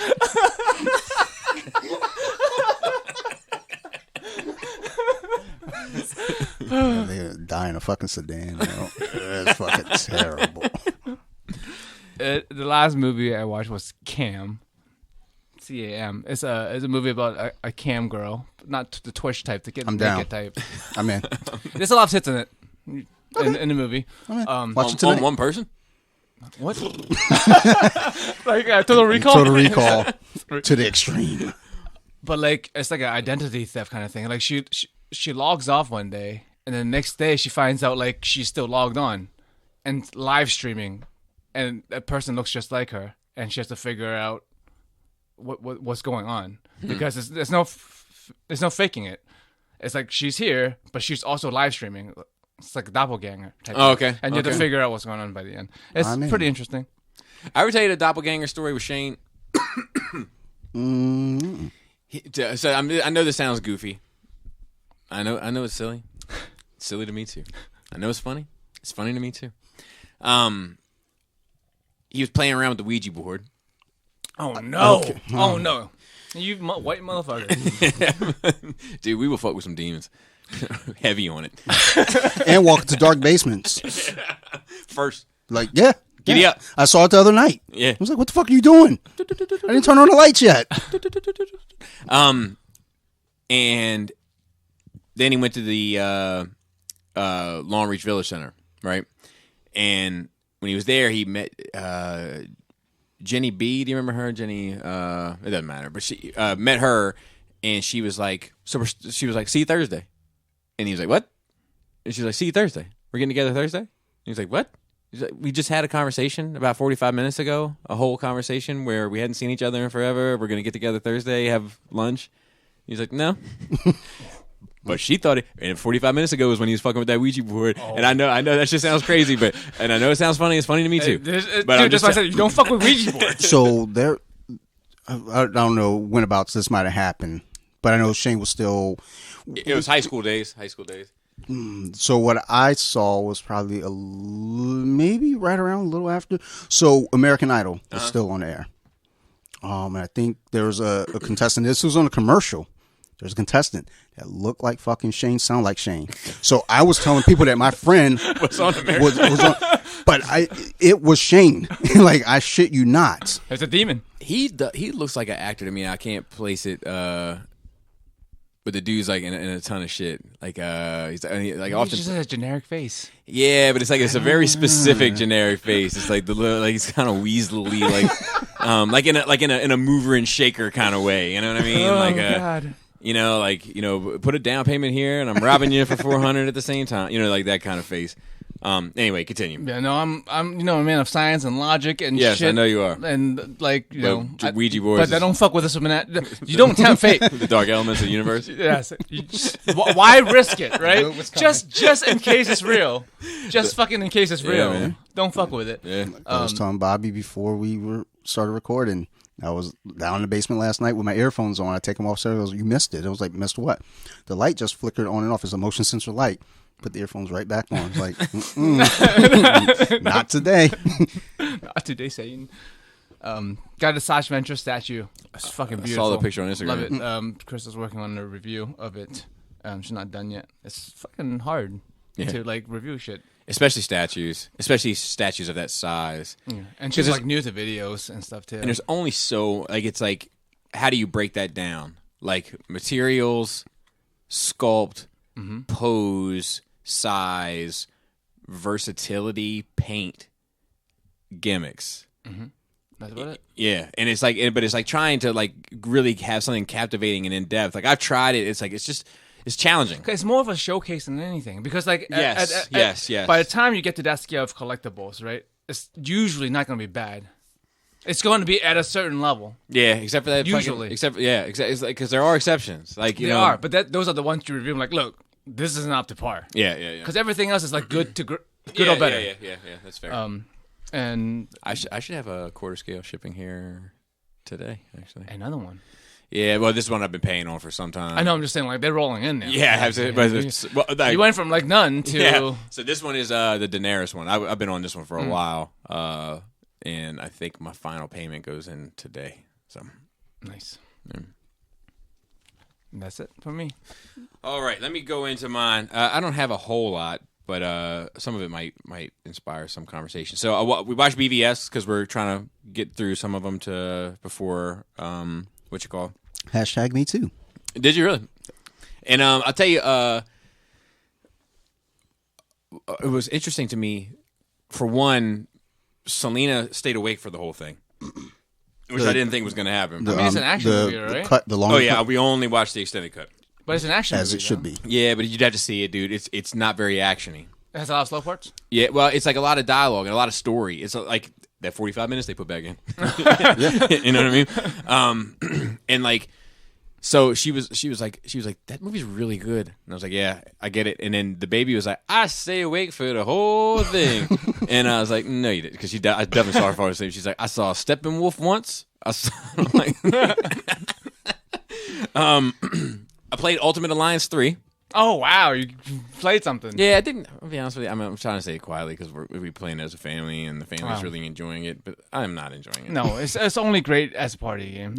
They're not great. Yeah. They're not great by themselves anymore. To today's standards. Yeah, not good. So I watched that Takashi documentary, and one thing that like I was telling Dante, like there was a couple things that were poignant about it. One was when you look at the amount of time that people were given for different crimes as related to it, like, you know, because I know the story. There was very few things that were surprising to me watching it, other than you get to see his dad, and I always thought his dad was killed in front of him, but it was his stepdad that was killed in front of him. So like you got to see his real dad, and that was kind of interesting. But like the whole documentary is done in this way where they're saying it's like basically like how to build a superhero. I mean, a supervillain. How to build a superhero. It's like how to build a supervillain, and they like go into like all the components of what makes a supervillain and how he basically did that. And at the end of it, they like have a breakdown of all the people that he told on and all the years that they got, and like. I mean, it was just like I thought it was like 4 or 5 people, but I mean, it was like close to like 10 people in 5 years, 5 years, 5 years, 10 years, 15 years, 25 years. So like, you know, like it was just like, fuck. And they made a good point. Like, because I don't really think people think about time in that manner. And I didn't always either until 2003, 2004. And, but like one of the things they said to kind of drive it home was the guy who was kind of the manager, this guy Shoddy. He was like, he has a 15-year-old son. He's got 15 years in prison. When he gets out of prison, his son's going to be 30 years old. Yep. You know, like, that's crazy. Yep. What else did they say? There was a couple other things. Like, this guy, because it's funny because I was watching with my wife, and I was like, oh, that's so-and-so, and then, like, the name would pop up at the bottom. She's like, you can just let the name pop up. She's like, I know that you know the people. And I was like, well, no, I just, because I don't think about it. Like, oh, that's Punch. That's different. Like, just because I've followed the story so closely since it started, you know what I mean, happening, because it's a fascinating story. This one guy at the end of it, like, I don't like this guy at all. Like, this guy, he's like obviously works for like Rolling Stone or some music journal, and he was like, I wasn't fascinated at all. I was fascinated how people could be fascinated with it. I was like, you don't fucking get it, dude. You don't get why this is fascinating. That this guy who has no gang ties at all was brought into like a real gang, made a fucking music star, ratted out the whole gang, and then sent them all to jail, got out free, and fucking. It's like a fictional story. Yeah, like it's a movie. Yeah. You know. I'll buy the DVD. I'm thinking the guy's just pretentious, is all. Yeah, and I'm better. Yeah, exactly. I'm like, oh, you could fall for. Like, nobody. I didn't think this guy was a real gangster. Like, nobody thought this, but the guys he was with, they were real. Yep. And that's what made it any more interesting. So, and then like another thing he said that like it's just like, man, like, so he's like, so it's just like, I don't know, man. Things deserve to like not be. Sometimes a broad brush is the right tool for the job. Mm-hmm. And then sometimes you got to get in with a medium brush and a flat brush and a dry brush, curved brush, and there's all sorts of different brushes for a fan brush. They all have a purpose. Correct. So the same guy was like, a group of people walk into a courtroom and one of them is not black and one of them doesn't go to jail. Sounds like the system worked the way it's supposed to. And I'm like... That has what? That's crazy. And I'm like, dude, like the system was never set up so that one Mexican guy could go free. Yeah, he's not a white guy either. I have a lot of Mexican and one Hispanic friend in particular, this El Salvadorian friend of mine that had a really tough shake of this country. Yeah, that would really take offense to you saying that the system is set up for him to win. Yeah, like it's just like he would have had a more excuse if that was a white guy, correct. But it wasn't. Correct. But anyway, be that as it may, the documentary is really good. Yeah. 3-part series, doesn't really, like I said, dig up a whole lot of new stuff, but you know we've covered it a lot on Nerd Rage over the course of it. Going on, you know, yeah. So if you've been a listener to this show, it's a worthwhile thing to watch because it kind of gives the whole story. This guy Punch said something. He was the DJ, and he's been accused of a lot of things outside of this documentary, like for clout and all these sorts of things. But he was like, look, if you get money and you're not used to having it, or you get fame and you're not used to having it, or you get clout and you're not used to having it, and you have any combination of those things, more than one, he's like, I will tell you, you are going to have significant challenges, and betrayal is going to be amongst them. Yeah, you set up for failure. And when he said that, I was like, damn, like that's a build the booth, you know, like that was a bar. And then this other guy said, this guy who I quite like, this guy Billy Otto, like, because they're all Billies, right? Like, you know, like because they're Treyway Bloods, and they're all Billies? Like Seiko, yeah. They're all IKEA Billies. So like Seiko Billy, Billy Otto, they all have Billy like at the front or back of their name. Like not all of them, but a lot of them do. And this guy Billy Otto, I've seen him on numerous different interviewing platforms. He's funny as shit to me. He's just got that like presence. But talking about it, he was like, this shit's like, I don't know. It's like he was like the guy. Everything about him was a facade. Like he was like he's not even a rap fan. He's a rock fan. Like, he's a rock and roll guy. Like which I always saw because of that energy that all the screaming and jumping in the crowd and all that. And he was like he's from Bed-Stuy and he can't recite one Biggie verse. Like he's like not part of this. Like it was just interesting. I recommend it though. I do recommend it. It was worth a while. And one more thing about it that I found fascinating, only because how Pop Smoke has kind of blown the doors off of that whole woo thing, and it's like wide out. Is like if you watch this documentary, watch how many of them are woo. It's very many. They're holding their thumb to their middle finger and making a W with their index ring and pinky finger and screaming it in the background. You hear them like whoa, like because. It is like the woo shit is like an alliance. It's like a gang alliance between Bloods and Crips and a couple of different sets. And like, it's now watching shit that Pop kind of brought to the world in 2019, but to hear it from video footage in 2017, just to get an idea of how long this shit's been going on for was kind of interesting. Yeah, it was interesting to me. Anyway, you were saying. So, just kind of piggyback into the point you were talking about with the justice system, and if I can't remember how you worded it, it recently had not directly said to me, a friend made a comment. They're white. They made a comment about my family being safer in America because of mixed race than they are as whites. And I was thinking about as you were saying that, and that just kind of thinking safer like, in what way? I don't exactly. Like I'm trying to think of like just. So and when I was told this, I actually got very upset, like angry, because it's like, all right, you go drive across America and see how many problems you're going to run into versus how many problems I will individually myself run into, or even my wife and daughter may run into, because that's where the statement was kind of put. It was like my wife, my daughter would be safer in this country. Where do they feel unsafe? Well, I don't know that they really go outside of their bubble. It's just a mentally ridiculous thing to say. Yeah, I it's agree. Just a stupid fucking. Like what? Nobody is inherently safer. I agree. Like what possessed them to say? What? Like was it we had a conversation or just out of nowhere? Because it's like, look, I mean, if if this individual is rolling around Baltimore, like in some of the questionable areas, okay.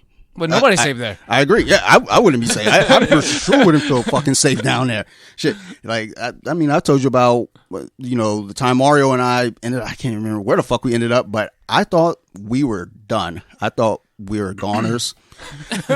Like, we went, I know from experience, seeing this situation, when you walk into a house and they start locking those doors behind you, you're not walking out. And when I saw those doors locking behind me, and now you can't leave. That's exactly what was going on. I was like, oh, fuck. Mario handled it. We walked out of there and I'll tell you, went and got some subs. If anybody could talk themselves out of a potential lynching, it would have been fucking Mario. No, well, because we left to Phoenix. This is where I'm using lynching as a general term too before I end up in somebody's tweet. Don't talk to strangers. I talk to strangers. Like some, white kid. I don't know why. Like he zeroed in on me as like the black guy. There are other black people there, but he was like, "Here, let me hear you. Come on, freestyle for me." Freestyle. I was like, "Huh?" I was like, "What?" No. Like I don't know what you're talking about. He was like, "Here, take a shot with me, vodka and pickle juice." Which I was like, "That sounds suspect," but it wasn't. It was actually delicious.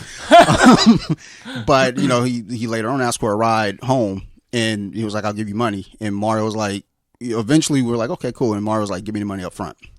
So Mario gets the money. We're driving. They're arguing back and forth. These two. The only reason we ended up, on this adventure, because he says to Mario, where we're going, where you're dropping me off at, bitches galore. Get all the heads you want. Mario's like, let's take them home.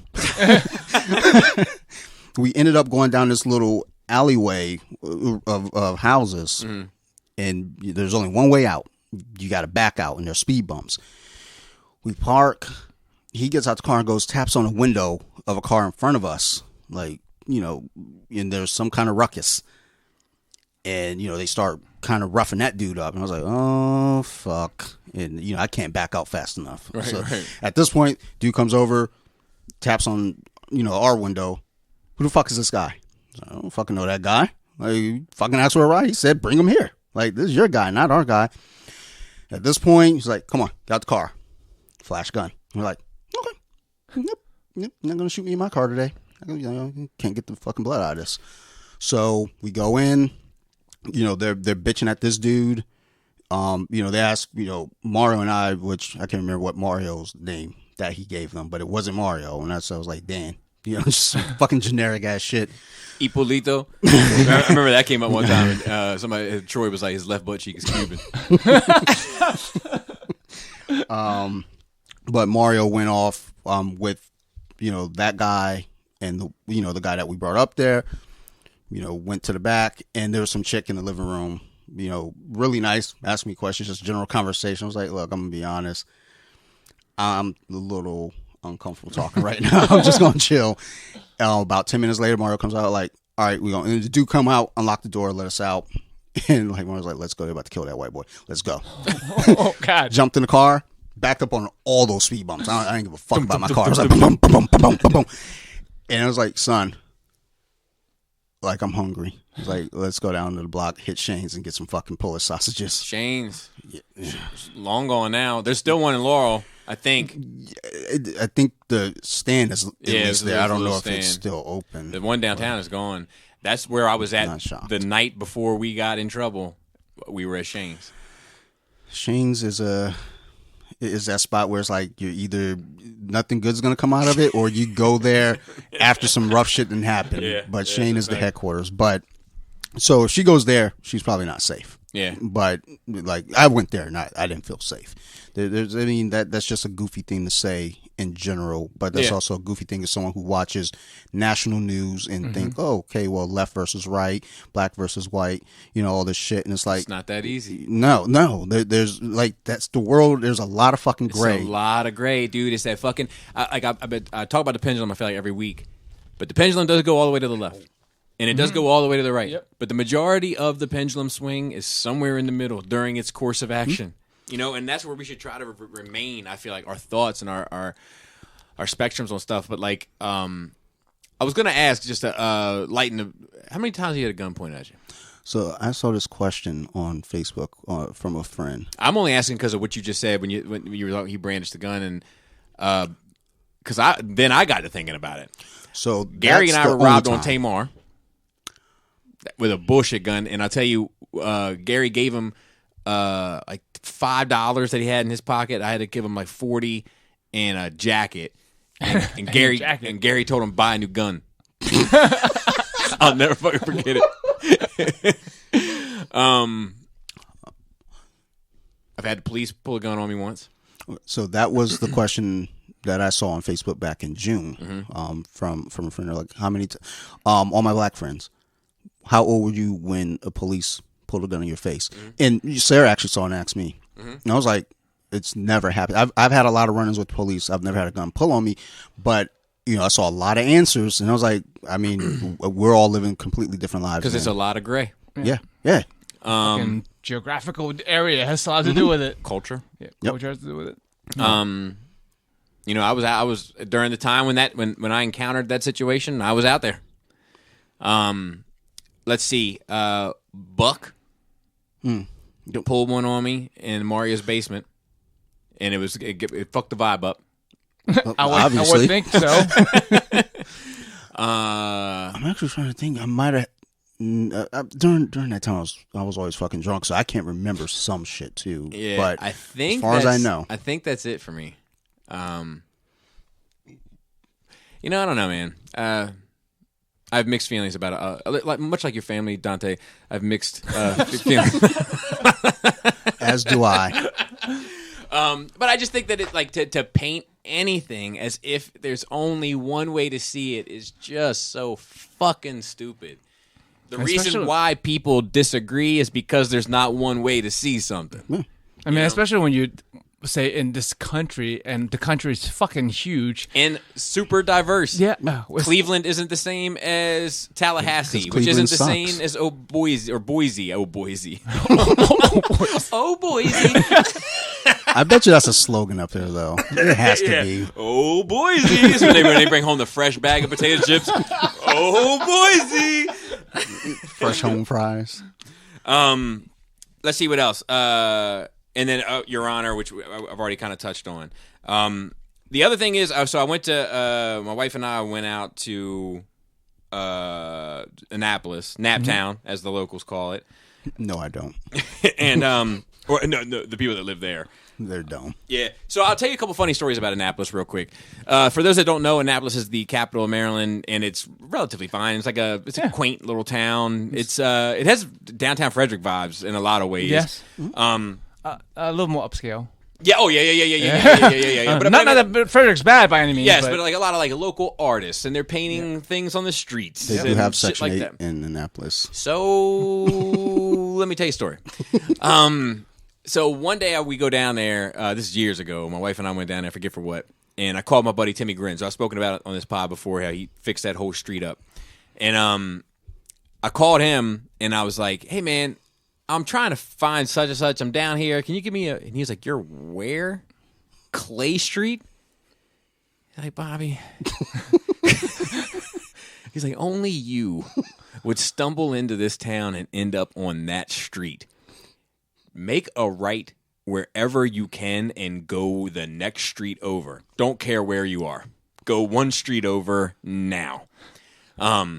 So that's one of my stories. Meanwhile, my wife's half hungover at the time. She's throwing up in every fucking trash can on the way down. But we didn't have that bit of a deal here. I will say I had an issue down there. Not like a fight or thing with my wife. I will talk about that here in a second. However, I'll also say I got super banged up, fucked up, drunk, and I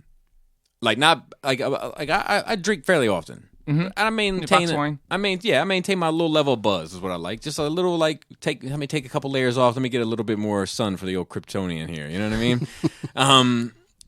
But I was fucked up. And so was my wife. We're having a great time, walking around, joking, laughing. But so I went and got ice cream, Kinsley's or whatever. It's like a great ice cream. It's a great ice cream spot. So I got this ice cream. I'm outside, and this fucking lady gives me the judgment stare for not having my mask on. Like she's walking, she's got her mask on, and she stops and looks at me and gives me and I'm like, COVID can't kill you when you eat an ice cream. You haven't read that release? It's a news release. It just came out recently. Fauci said it can't kill you by having ice cream. And she just fucking rolled her eyes and kept it moving. But then I wanted to turn the mask shit into a game. So of course. Yeah, because then it became fun to me. So one thing I noticed is that people keep their masks, because I haven't really gone out, not out and about, on the town. You know what I mean? So what people do now, and my wife and I even said it kind of felt like they were coming out of a cave. You know what I mean? We've been living in a cave for a year, seeing how all the other locals are dealing with all this shit. So one thing I found is, right, so if you and your family go out, you're with each other all the time, so you don't need to wear a mask with them. Mm-hmm. But you want to wear a mask and have it available in case other people walk by, so you can, protect them, whatever the case may be. So people kind of keep their mask kind of around their chins or around their neck. And then they pull it up, and then they take it back down, they pull it up. And then there's obviously those that are not wearing it, when they're outside. Yeah. And then there's those that are wearing it even if they're standing by themselves in the middle of the fucking harbor. You know what I mean? On one of this, with just them and a pelican. Better safe than sorry. Bird flu. So there's all these extremes, right? Yeah. So I walked past this one guy, and he didn't see me till late because he wasn't looking straight at me, and you could see him fumble to get the mask up over his nose real quick, as I was walking by. And I was like, I'm telling you, I got a little bit of that nostril COVID. I was I could smell it as I was coming up. I caught a little bit of that nostril COVID. And he started laughing, you know what I mean? And then so we came into the hotel, right? And all of the employees scramble to get the, you know what I mean? I do that at work. Yeah, of course, everybody does. Well, because I'm in there by myself though, so it's So I was like, not being COVID cautious, and like making a big deal. And they're laughing now, and then like so we go down the hallway, and I just wait. And then I pop my head around the corner real quick, and they got their mask back down.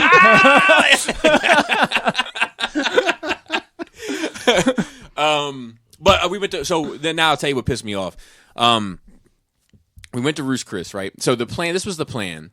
The plan was went to Ruth's Chris in Annapolis. Yeah, there's one on the the Amish market, man.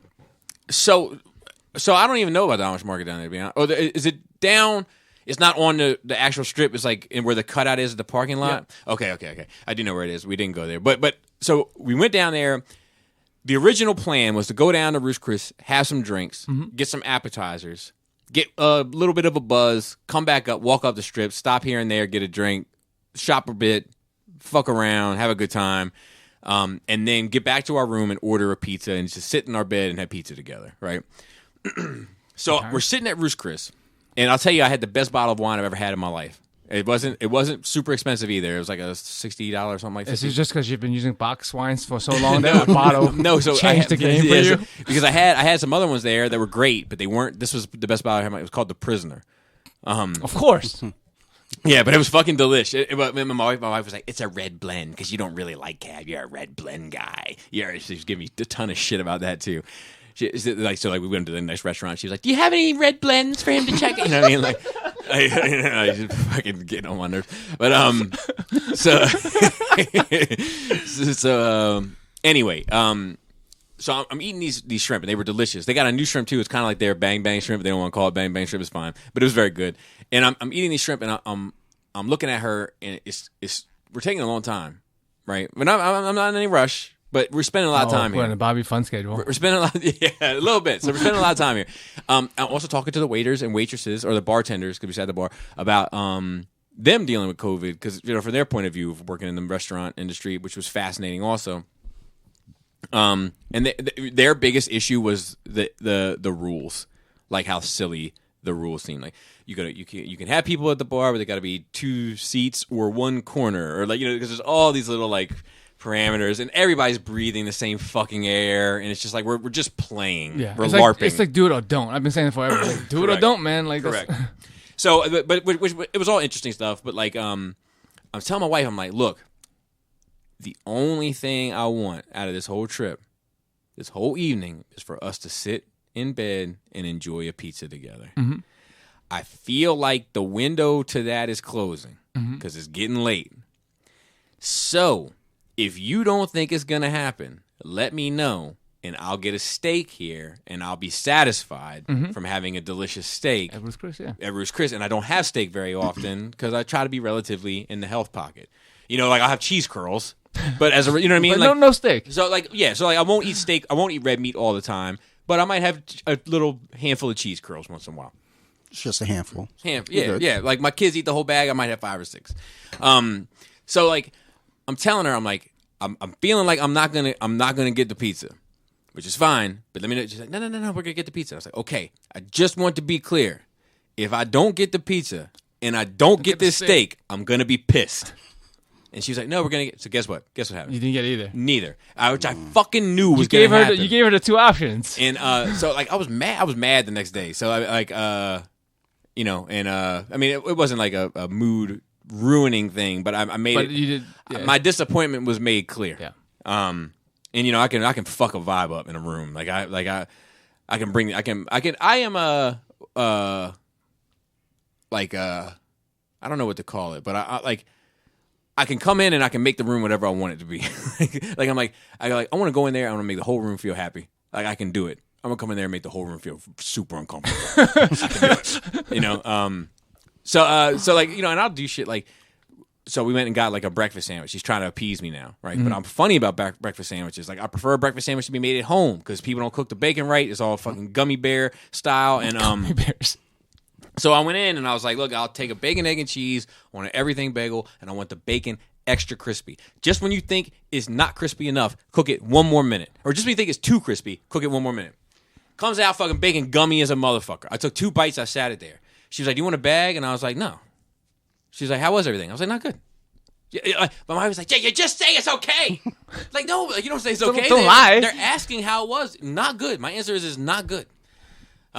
Anyway, so came back and then we worked on the shelves a little bit. I'm having this office issue. I don't want to take too much time with it today, but I do got to, on air rather. But I got to figure out what I'm doing with this office. I got to rethink some things.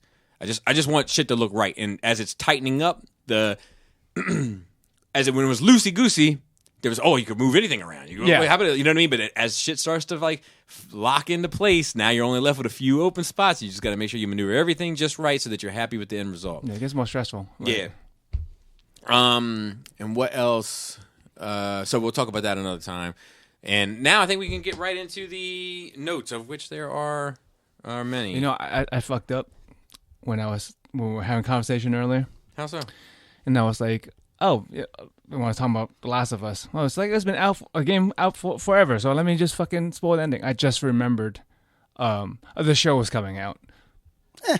And maybe not everyone has played the game. Oh, yeah. And I just kind of fucked up the ending. No, but you know what? Like, there's fuck them. Yeah. Like, you should have played the game. Yeah, when did the game come out? Well, like at least 5 years ago. Yeah, so like you're way past. That window's fine. If it came out last year. No, I'm saying like not everyone played the game. Is it? Well, that's their fault. So it's like The Witcher. Like The Witcher show came out, and already right. Yeah. So I think you're fine. You're well within your rights. I will tell if you they've this. got a problem, tell them to call me. This is not. Don't call me Codante. This is not part of the show, but this just hit, and I know you hate this guy. I'm not the hugest fan of him in many regards, but they just published this picture, and this picture's fucking awesome to me. Ugh. On that note, it's Jared Leto's Joker wearing a crown of thorns. I'm in. like the thing is, I didn't dislike his Joker. I didn't dislike. I don't hate it. There were things that were, I think, directed, like him as Joker. Yeah, I didn't hate it. It's not my favorite. No, I like it better than Joaquin Phoenix one. Yeah. So as a Joker, I think the Joaquin Phoenix movie is a far better movie than Suicide Squad. But I like him as the Joker better than I like Joaquin Phoenix's Joker. Yeah. But yeah, I love that imagery.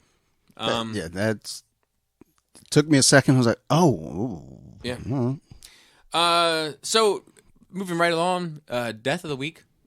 Which I hate to turn into a joke, but it feels like every week we're coming in here and fucking, I guess just, it's winter for one. For two, a lot of the people that we would know as we're getting older, they're getting older. That's how that works. So Rush Limbaugh. It sucks, right? It sucks that, like, look, I'm not a fan of the dude. I know who he is. I'm not like, I don't hate him. I don't wish death upon him, but like, it's gotta suck that, like, you're like a public figure, but like most people are like, there's a lot of like 75-year-old women right now that are super depressed, and 75 and 80-year-old men, and probably 60-year-old men. But I don't feel like there's a lot of like 30s and 40s people that are like, crying a whole lot of tears. He lived to 70. What are you gonna do? I mean, Joe, we gotta get to that point. I think you're good. Yeah, at a certain age, it's like whenever Marilyn Phil puts a note about someone in their 80s dying, I always want to reply, it's not news. They're supposed to die. They're fucking old. It's their time. Yeah. They ran out. My grandma is going to be 91 on Thursday. I love her. Let's make some noise for that. But if I call my grandma and she's like, it's that time, I'm going to be very, very sad. But she's 91. It's like, you're not surprised. I'm not shocked. I'm going to be sad, but not shocked. You're not going to be like, gone too soon. all the celebrities. Joe, one day we're going to do deep dive why you hate him so much. I don't know. Like, you don't know why? You just, like, it's like a punchable face type of thing? I guess. Like, He's there's a nothing. Very beautiful man. Is he? I don't know. I think he is. I mean, well, I don't have an opinion about his, like, about that. Like, I think he's a good actor. He's like I wouldn't even know his name if it wasn't for Batman shit, or you know what I mean, Joker. I wouldn't know who he was, but was he in? I only know him for 30 Seconds to Mars. To be honest, so I know 30 Seconds to Mars, but I don't know. I couldn't tell you the names of the people that were. It's just him and one other guy, right? Basically, it's not a whole band. I don't think, but it doesn't matter. A couple others. I mean, it's just like everything you ever hear of him outside of a movie is extremely fucking douchey. Like the whole thing with the Suicide Squad. Yeah, so that I get. I hate that too. I mean, but that's the only thing I've ever heard. he started the whole cult thing on the island. Yeah, that there's some. He's fucking very into weird being the shit. Messiah. Yeah, that. Oh, He's really? very into being the Messiah. really? Mm-hmm. Oh, see, I don't know too much about his So cult when I life. see that shit, it's extra. Ugh. I don't know too much about his cult life. He loves that long hair, beard look. Which is why I think that him for Morbius, that's a good look for you. Go ahead and be Morbius. I think that's the role that works for him. I'm also interested in what about Tom Cruise? You in the same pocket with him? I don't like Tom Cruise. You don't like him? No, Yeah, I me don't, neither. I'm not a fan of Tom Cruise. I was having that conversation with Laura over at but Annapolis. he doesn't turn me off from his movies. Not bad enough. See, I'm the opposite. Where I'm like, you are making a living hurting people. I can't fuck with you. Like I can't. I don't know why. Because I can get back. Like Mel Gibson has said some things that I passionately disagree with. Passion? You like that? I'm doing it by accident now, Joe. But I can still enjoy his work. Kanye says some things where I'm like, what fucking planet are you from? But I can still enjoy his music. Yeah. So, by the way, this divorce of his is going to lead to his best album in years. Promise you. Mark yes. my words. That's how it works. But that's so back to that Snyder Cut comment on Facebook, and the person talked about Affleck's in it. So look, I don't know Affleck's personal life, and I don't think Affleck's a fucking phenomenal actor, but I don't care about what an actor or musician does, as long as they're not, R. Kelly and kids. Right. That's another one. I can't listen to his music the same way. I realized after all this shit happened and everybody's like, fuck his music, I realized I don't have a single R. Kelly song So in, to be in fair, my collection. well, no, I have the down low with oh God, that's even worse. Yeah, that's the worst one to have. Yeah, like because I was thinking like, do I have any? I was like, well, I like have the worst one. I went all in. I was like, I don't have any R. Kelly music except for download. I was like, well, that's all you need. That's enough. Yeah, you don't need more. But yeah, that was it. I have Ignition remix, and Snakes remix because Cam was on it. Yeah, it's fucked up when you find out some shit about people. Like Dr. Seuss, I just recently found out Dr. Seuss had a bunch of racist Asian comic strips he did. But back in the day, it was normal back in the day. But I'm not saying it's okay, but it's like that, I'm not shocked. That shit with the bellies. Yeah, because he has anti-racist books too. Do you know what I mean? Like the Snork or whatever the fuck, they got the little star on their stomach. Yeah. It's like all about race. On Disney Plus, we're watching DuckTales because I watch DuckTales a lot. Like I watched through and then. Did you ever play that video game on Nintendo? Yes. DuckTales? Mm-hmm. I don't think so. Oh, dude, it was fucking great. Just Scrooge jumping around on the pogo stick. I mean, it was a cane, but it acted like a pogo stick. But phenomenal. But there's like warnings in front of the episodes now when because there's an episode with like this fucking Prince, like Tarzan shit. They're like talking about, I can't remember word for word, but essentially saying, this doesn't represent Disney now. This was this of this time. And it was, when you watch it, they're like tribal people. And but the thing is, I don't know, maybe I'm fucked, but I didn't think there was anything wrong with it. And then I says to Sarah's like, well, who the fuck's getting mad about this? Not the tribal people. They don't fucking have TV. So why are we fucking making a big deal? It's a good point. You know who's making a big deal? That the fucking suburban housewife that's like, oh my God, we got to fight for someone. We got to defend them. That's my point. Like, because like Song of the South, right? Song of the South has been removed from Disney's history pretty much entirely because of its racist overtones. Because the movie took place during slave times, and Uncle Remus was a former slave. But that book is arguably, or those stories, the compilation of those stories is arguably the first piece of American pro-black literature, like, ever. Because it was told by Remus to him, the rabbit is a metaphor for black men in America as being, like, helpless, so to speak, in a world full of predators. Like, everybody in that fucking book, Brer Wolf and shit, like, there was ones outside of the ones in the cartoon, but they're all, like, fucking, it was like Brer Vulture. Like, they're all like these bears and and he has to outwit them all because he's not strong enough to outtake them. You know what I mean? Like, and it's all tied together, but because they can't fucking see the forest from the trees in regards to it, they have to paint it with that broad brush. Like Zootopia. It like no, because like fat ass rabbit. Yeah, son. So I'd never seen Zootopia. I was. Oh God, your thick face is the worst face you have, bro. I hate that thick face. Like, I was aware of the movie, but I didn't know what it was about. I was just like, okay, cool, sloths and bunnies and foxes and shit, cool. Then, someone from Instagram, during again all the, I'd say Malcolm Floyd, that's an NFL player, George Floyd, Barry Floyd, Craig Floyd, Floyd Mayweather, he can't read. Barry Allen. But she pointed out, hey, if you want to talk to your kids about this shit that's going on in America, kind of in a relatable way, watch Zootopia. I was like, all right, I'll check it out, and I got it. It was like the rabbit, it's a cop or something, and then like the fox, and then she calls them beast, or animals or whatever. I get it, I guess, on that level of trying to explain, to the kids. Because even when we were watching, Sophie asked, well, why are they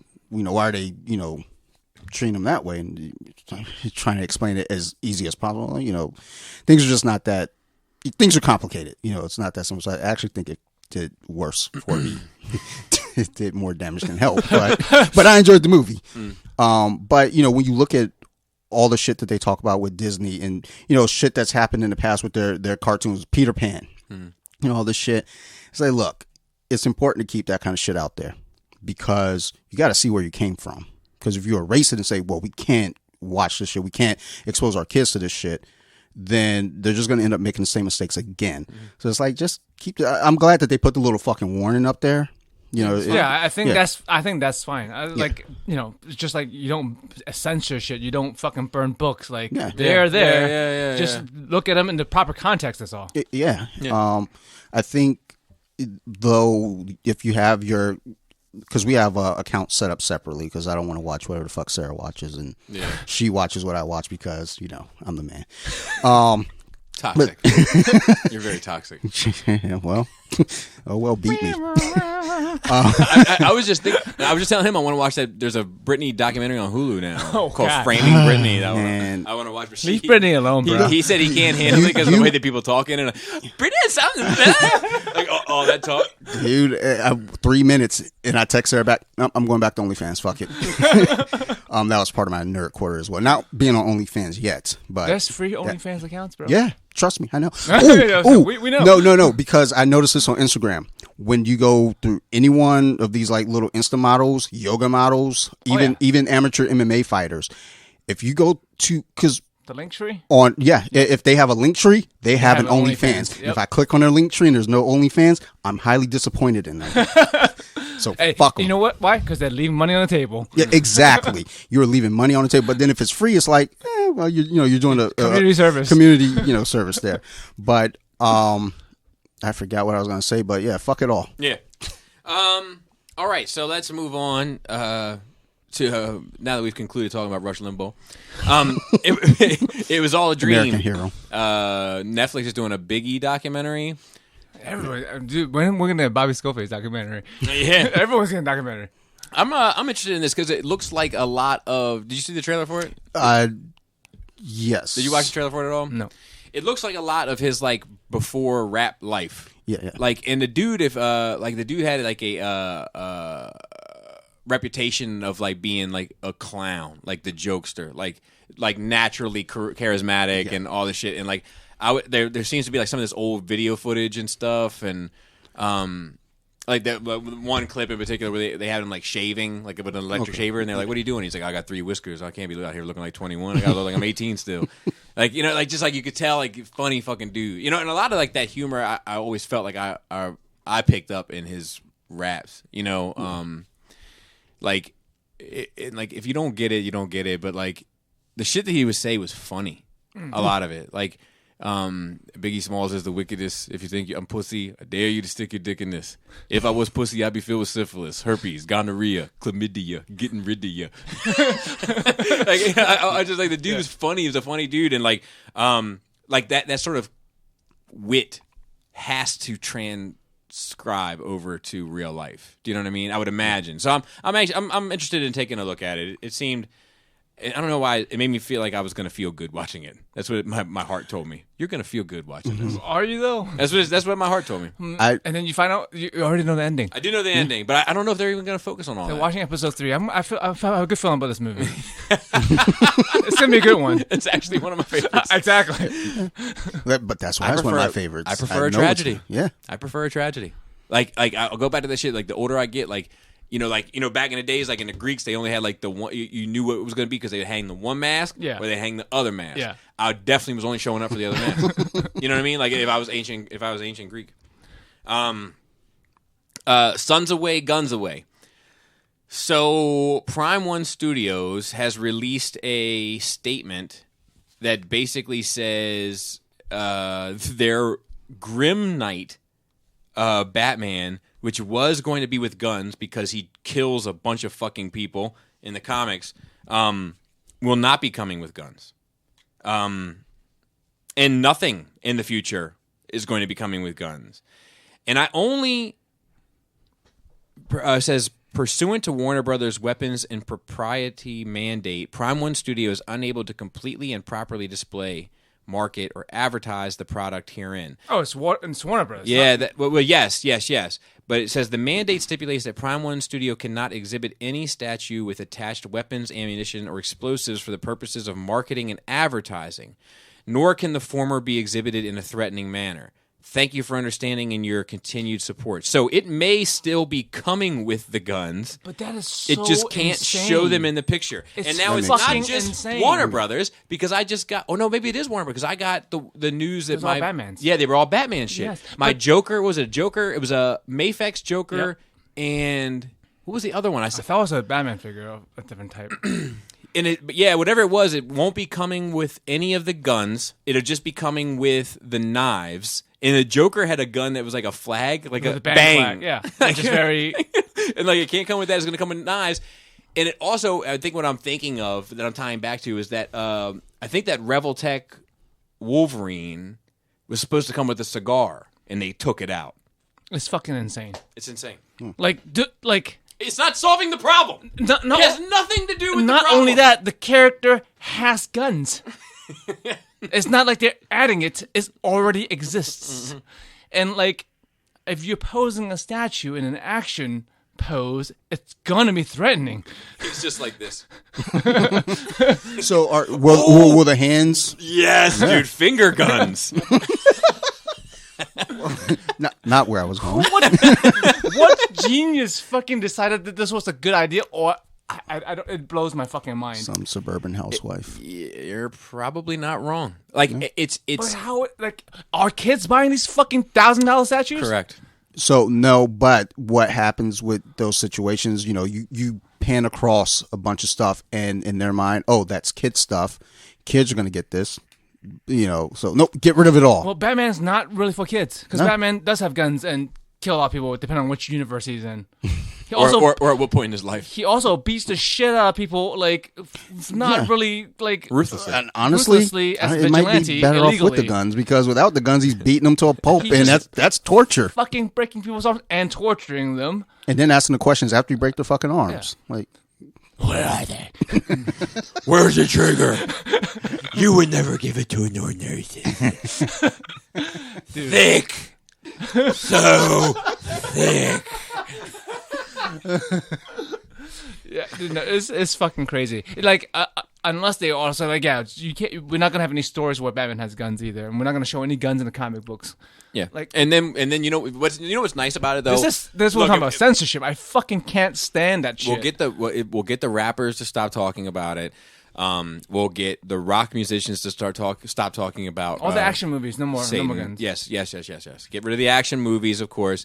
Get rid of them in comics, video games, and then the beautiful thing is the very next day, after all those things, all those atrocities of mankind have been wiped off of the planet, everybody will wake up loving each other the very next day. Yeah, that's the nice thing about it. Dickheads, fucking ridiculous, stupid fucking assholes. Okay, let's move on. The next one is Invincible, but no longer invisible. We got the YouTube trailer for Invincible. Looks good. Did you watch it? Anyone watch it? Marilyn Phil asked me if I watched it. I said, "What I is did this?" But I'm aware. I I think I have it down there. I have the first. Oh, it's like indie comic. Yes, It sounds familiar. yeah. It's the same guy. Robert Kirkman. Yeah, he ended up doing what? Walking Dead. Walking Dead. Outcast. That's Walking. Oh, Outcast is fucking great. But like, yeah, he's a great writer, and Invincible's great. I think by the time I started reading Invincible, it was so late that 10,000 other comics had copied the motif of it that it wasn't fresh and new to me anymore. You know, it would be like reading Walking Dead now, like now that even the fucking Marvel Universe are zombies. Do you know what I mean? Like, Yeah. But I mean, I think it's great. I don't know. I'll probably, you know what I'm gonna do? I'm gonna buy it and not watch it. That's what I'm gonna do. I'm gonna buy it, watch it, and fall asleep on it. That's what I'm gonna do. The only thing I'm looking forward to is Mortal Kombat, bro. We're gonna get there. We're gonna get there. I got a lot to say about that too, but not too much. Okay, so that's the next note. That's good, dude. You're getting good at this, man. Segue. At 3 years of recording. So this note is called "Where's the Techno?" So let me tell you something. I'm gonna watch it. I'm excited for it, and I know it's gonna be fucking terrible. And I think it could arguably it has the potential to be worse than the old ones because it's trying to take itself very seriously, and it's not going to be good. Well, like the two old ones are also very different from each other. One was For sure. good. One was watchable. One Yes. is very rewatchable. Yes, and one yes, is yes. fucking god awful. Yes, and rewatchable. It's both.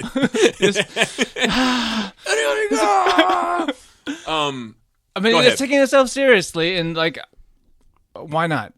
Because you can't. Because the story, in my opinion, the story is too big to jump into. It needs to be built up, but the franchise isn't strong enough to support that kind of build up. You couldn't do like a 4 or 5 movie series to build up to the tournament. People want to get to the shits. It might also be too. I mean, I guess it kind of goes in the same pocket, but people aren't patient enough to try to get that slow burn. I mean, we saw with people with WandaVision 2 episodes. It's like, I'm out. Yeah, It was like, yeah, dude, yeah. there's 2 30-minute episodes. Yeah. So Yeah. trying to build Mortal Kombat. I mean, I think I don't know, because it's hard to see outside the box since we grew up with Mortal Kombat and we're Correct. fans, And we love it. to some extent. We all love it. But like, in my mind, like a fucking Scorpion Sub-Zero movie, just the two of them and their backstory. Perfect. Right? Perfect. Right? That's the way to do or it. Am I crazy? Like No, the general population that's would the like way it. to do it. Then the way you do it is the next, in my opinion, the next thing you do is like a Sonya Jax Yeah, the striker. cop. Yeah. And they're trying to track down Kano With his or superpowers somebody. guns. You know, like, yeah. But you can't sell any toys. Honestly, I think a way to do that, though, is if you do those, you can't let people know, like, out the gate what it is. Because I've seen movies. Or I can't at think least not the normies. Like you can Yeah. let the regular, like you could just call it like Sub-Zero, or you can call it Lin Kui or whatever like the fuck Yeah. it is, and we'll know. Yes. Yeah. You know? So, but I think the problem with that, though, is because we'll know, it'll start getting that judgment early. Is, just go into whatever it's going to go into, and as that story builds and happens, you can't really do a lot of stuff these days because of the internet. Yeah. Like shit just leaks too early, and then it gets trashed before it even gets time to live. You just do these like movies with these pockets of characters. Like you have Outworld with Katana and her family story with Yeah. Sindel being that like they all that each one- have stories. that one might be the second to last one. Yes. You know what I mean? Like just so you get to the you extreme. build up it's to Guardians. it. You can start with exactly. You start with the cops, like more real world, and then you get to Yes. the ninjas, Yes. which is like more And then, acceptable. and then you can get a little bit into like the monk shit. You know what I mean? Just tell the monk story. Kung Oh, from Lao, Liu Kang, yeah. Shang Tsung. Just get into that bag a little bit. Then get into the Outworld stuff, and then the tournament. And then Why aren't we doing this movie? because they just took all of our ideas. We'll see it in 3 years. And on the screen. New Line was like, never in a million years will we backing all these fucking Mortal Kombat movies. I think it's fucking would be doable. I think it would I be, know, I agree. Well, it is doable because we've seen it with the Marvel Cinematic Universe. Yeah. So, I mean, it's doable. It's just a matter of what, again, I always say with the MCU, you've got that shit that filters through one person, and then they say, all right, nothing else. I mean, they fire directors over not going along with what that one person wants. And Yeah. Warner Brothers, they don't play that game. They're just like, the studios always want to say, oh, I think the fans might like this or the fans might like That's- that. It's that's like, wrong. and that's It's- when it fumbles. Yeah. having like having faith in the strength of a property to invest in it, and You're talking my language. And I think that's the problem with what happened with DCU. Like you said, they didn't take the time. They either wanted to catch up with Marvel, or they didn't have faith that they could take 10 years to build up to something great. And at this point, I'm starting to think they just didn't believe in their creators. They didn't, because I feel like Snyder now, I believe in where he was headed. Whereas I'm not sure I did at the time because of the shit storm that spiraled around it with all the, but like, I don't know. I'm seeing this thing differently now because I'm starting to see, I guess, how it was intended to be, and I'm like, fuck, hindsight. Yeah, you know? Yeah. Fucking bitch. What else? But yeah, so I showed it to Laura. Laura loves fucking Mortal Kombat, right? Like fucking loves it, and she gave me my phone back, and she was like, "The fights just don't hit the same without the music." I mean, she's not wrong. They have to fucking punch it in there somewhere. Where you saw they try to do the score version. Yes. Bum, bum, bum, bum, bum, bum. Which I'm good with that, but they also need to throw the techno in at some point. I think agree. the techno will put it over over. They got it. It's gotta be like, oh my, like somebody walking into a club and that's fucking playing. It's gotta be fucking in there just in somewhere. the background. Yeah. Marvel gets the rights back to Jessica Jones and Punisher, which were the last From two Netflix? that they were waiting for. Yep. So that's cool. Good for them. Hopefully we'll see some. Now the question is, do they keep that shit or do they start over with those characters? So there were rumors. I would like to see a Daredevil movie, but like I don't know if I need him to be it or any. Isn't he rumored for Spider-Man 3 amongst other billions of people? I think he was seen on set. Oh, really? Rumor. Well, that's ironic. Because he's blind, Dante. He's a blind character. Now clean it up. They were talking also about Jessica Jones, not like majorly, but kind of in a small role, being in Captain Marvel 2 or one of these other Marvel movies. Okay, all right. So, but again, all rumors. Who knows what's what? The only people I need them to keep is Punisher. I think Jessica Jones is well casted, but You don't think it's a package deal like that? If they were to keep the Punisher, then they might as well just keep everybody for the continuity's sake. So let me be clear. I'm okay if they keep everybody, but the only one I need them to keep is Punisher because he's fucking perfect. Right, but that's not, I think in order to get him, you might, you know what? I'm fine with that. Okay. It wouldn't. I would like to trade out. The only one I really want to trade out is Daredevil and Iron Fist. Do they even really need to do anything I further? forgot Iron Fist existed. God bless. Do they need to do anything further though? With they get Jessica Jones back.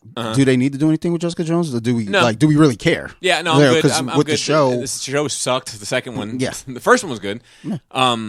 Daredevil, I would like to see more with, but I would just like to see him kind of reimagined. But Punisher's fucking that first season. The second season was trash too, though. Maybe I've had a lot of Netflix is trash. Look, the first Daredevil was fine. The second Daredevil was great. The first Punisher was great. Jessica Jones was good. And Luke Cage was fine. The first Luke Cage was fine. First half. Up to episode 6. Yes. We're good. I stopped there. That's all I know. Yeah, it's great. They can keep the rest. You did the right thing. Defenders. I was told to. Defenders is dog shit. That's your investment not panning out. Defenders is less than Justice League. I can't be the first person to have said that. It's too good for me to be the first person. Justice League. Anyway, so yeah, they're back for better or worse. Hopefully for better. The evils that men do. Cruella de Vil movie trailer. Did you watch it? Yes. I almost deleted the note, but I watched it. I'm guessing you did not. You know what's good about it? She's not a victim. She's a crazy bitch that was born a crazy bitch. I love it. Love that. Love it. She's like, because at least that's the story I get from the trailer. She's like, there's nothing to tell. I don't have a sad story. I'm psychotic. And I was like, perfect. Marilyn feels excited about it because we were talking about that. I guess one Dalmatians was that's his shit. Yeah, and he did ask. He's an interesting bird, man. Man, Mulan's my shit, son. Is it? Is that your favorite Disney movie? Little Mermaid because I like redheads that are crazy. So fucking, she's the worst princess. No. She is the worst princess, which is why I like it because it's like you're trash, and I like your trash. Fucking first world problem princess. But Marilyn Field did bring up a good question about Cruella DeVille moving forward with the movie, will they show her smoking cigarettes? Nope. And that's what I said. I was like, I doubt it. No fucking way. I don't see Disney doing that. If Revoltech Wolverine can't have a cigar, I'm telling you right now, there's no fucking way. Because he's a man, though. Bullshit, though. Because it's iconic. Look, that's not telling you to... Poor white man's burden. That's a bullshit that happened with Naruto. Talk about. It's a very extremely impactful scene of one of my favorite characters. I'm not sure, even though I'm not a big fan anymore. Right. Where the sensei smokes all the time, cigarettes all the time. Like, it's a great dude. Everybody loves him. He fucking dies, and his favorite student, in the rain, has a smoke. They edited the cigarette out of that scene. I'm like, you just took all the meaning out of that fucking scene. Yeah. Like, he smoked that one cigarette and never smokes again. Yeah. And it's easy. It's easy to like, quit. That scene, like, is like a tearjerker. Yeah, it's easy to quit after one. It's easy to quit after the first puff. Yeah. I'll tell you what. Yeah, you're like, oh, you gotta be persistent. That tastes like. I remember Phil. I don't like the taste of it. Phil, if you don't shut up. Oh yeah. Phil, if you don't shut up. But shout out to Phil. Let's see. Okay, so Reassembled and It Feels So Good. Marvel's doing a TV show documentary style series called Assembled. Similar to that of the gallery from Mandalorian, just kind of going into the behind the scenes stuff of. Don't they already have a couple of those? This is specifically of WandaVision, I believe, and I'm guessing we'll go forward with Winter Soldier as well. Mm-hmm. I don't know if I need a behind the scenes of. I'll take it, but I don't know if that's it. You love behind the scenes shit. I do, but this one's like this is the behind the scenes of the movies, like shows from the 50s, 60s, 70s, 80s. Like I feel like I've seen enough behind the scenes of those where I get it. So they only use one camera, they only use two angles, like because they try to make it match. Right. I forgot in my Nerd Week to mention. So apparently, I don't know the person, but a friend of mine knows someone who worked. Peasant. Can't be bothered. Like, that's how I feel about fucking everybody. But he worked on WandaVision. Oh, okay. And he says to me, like, he's texting me, he's like, I think he'd be a good guest for Off the Mats. And I was like, I think he'd be a good guest for Nerd Range. Hey, either or. Because, I mean, and, like I said, we talk about any fucking thing, but I was like, let's connect with that dude and see if we can get him, like. Is he local? I don't know. I don't believe that he is. But I always assume no one's local because, especially like, hey, you want to be on Off I the want to Mats? get Frank Cho on this fucking thing. But I've been fighting for it for years. I can't get any of his people to write me back. Give me the address. Gotcha. You just dump them out in a bag onto the floor. Explain this Wonder Woman shit to me. Sit down. I just point to the stool. That's you right there.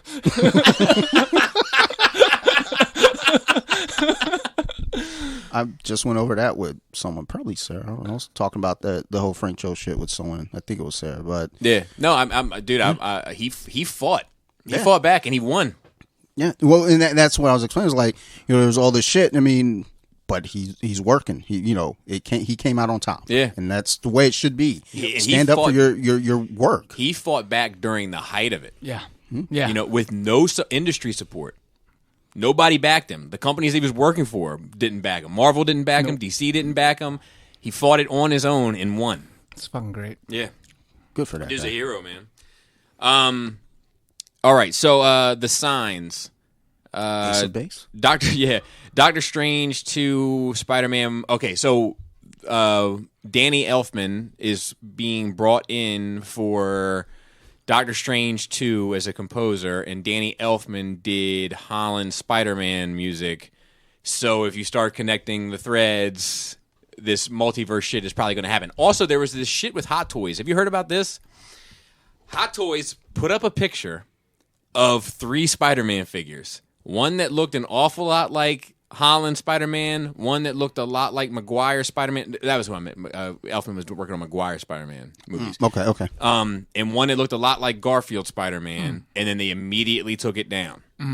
So it seems like it's definitely happening. This multiverse shit in the Spider-Man. I'm good with it. Yeah, I think it's.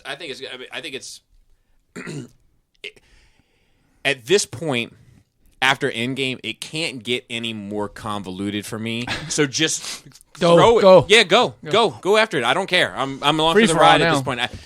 There's a conversation out there about my disenfranchisement with a lot of this shit. Marvel and Star Wars being at the helm of that spear. Star Wars is at the tip of it. You know, I'm just like, I don't know if now's the appropriate time because we're already pretty late into the show, but like, I don't give a fuck about that franchise anymore. Star Wars? Yep. Zero. That's your favorite thing ever? Yep. Don't care. I still love 1 through 8. Yeah. Like, I kind of view 1 through 6 as the story, and then 7 and 8 as like an epilogue. Yeah. And I love the Clone Wars. Pretty much everything, but no, not everything. Pretty much Clone Wars and those movies. 9 hurts so much. Dude, tell me about it. And I don't enjoy The Mandalorian anywhere near enough, and nowhere near as much as most of the world, where I feel like this. I made a cheese platter, right? And I really like this one sharp cheddar, but the Gouda is getting all the love. I'm going to make more of the Gouda and less of the sharp cheddar. And that's where I feel like that franchise is headed. And with every inch forward in that direction, I'm less enthused. And I don't even know how I feel about it because I've never felt it before. 40 trips around the sun, I've never been out of love with Star Wars. Well, that I recall. I don't recall my life before Star Wars. Right. You know? So, like, yeah, I'm at a weird place with it. And then, like, Marvel, I'm kind of, like, at a, like, whatever. Like, it's not what I want. It's not what I want. I don't really give a shit. I'm down to watch it. My investment isn't the same in it. So, like, it's kind of the same way where, like, even if it all goes to hell in a handbasket, I still have my 90s X-Men, and I still have the things that still similar to Star Wars. I mean, by the way, a great way to view it because it didn't ruin your childhood. No. You're not one of those guys. No. My childhood's still there. Your childhood's just fine. It's in great shape.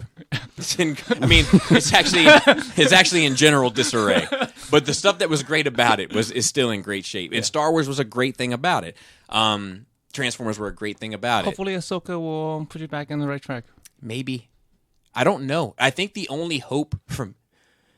Help me take this mask off, Joe.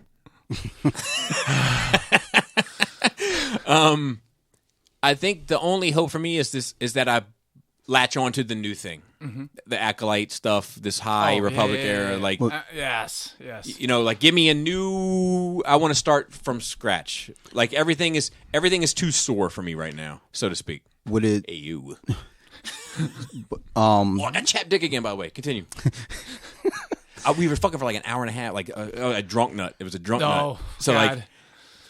I'm having the same thing. I'm having the same thing as I did, like not as bad, not nearly as bad. I got ahead of it this time with the shea butter. Shea butter, baby. Okay, go ahead. With Star Wars moving forward, though, just if the kids, latch on to something, and are you kind of in that boat with them, because if it's something that they love and they want, you to be. No. So here's the thing. Dante, you're rubbing off. Yeah, I can enjoy it with them. Like I'll watch it, because they love. Well, not they. The baby specifically and Selena love Mandalorian. Jaina kind of finds it to be fruitless. But like the baby just came down this morning and was like, bam, bam, bam, bam, bam, bam, bam, bam, bam, bam, coming down the steps. And I was like, what are you doing? She's like, I sing a Mandalorian song. You don't like it? Bam, bam, bam, bam, bam, bam, bam. And I was like, no, I like it. And then she was like, a song I like? And I was like, what? And she was like, One Woman song. Na na na na na na na na na na na na na na. But like, yeah, so like, I'll sit down and enjoy it with them and all that kind of shit. But like, I'm just not invested. Like, I'm invested in the shit that I'm invested in. Yeah. I don't necessarily need any more of that either. Do you know what I mean? Like I don't need like the things that I have of it. I don't need any more. I'm okay with things I don't have of it. You know what I mean? Like an Ifant Man, of course. No, right. But like I don't need another Han Solo. I don't need another. Like I'm ready to close that chapter in my life. Yeah, I mean, yeah. Don't drag it on. Don't like. Yeah. Like which is a different you because for like you used to, drag it on. because you used to be like just keep giving me more of it, more fucking Batman forever, and I was like, man, Never like, Batman Forever. no. That was never part of the deal.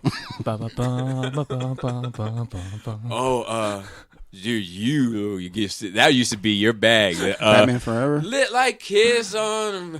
I love that soundtrack. Like, only reason I'm not listening to it anytime like these days, just because there's a bunch of other. Whenever I see the Tony Baker one, when the seal gets smacked by something, it's like, I'll just slide on out of here. I always think of you. That's my favorite one. Yeah, but that's a good song. And I was always the one who was like, no, things just need an ending. Like, let's close the chapter. This is done. A great story. Let's do something else. But you were like, no, just keep going. But now you kind of like that with Star Wars. Like, Yeah. Well, once you see what they're going to give you, though. Because I didn't know it was going to suck. Like I didn't know that was an option.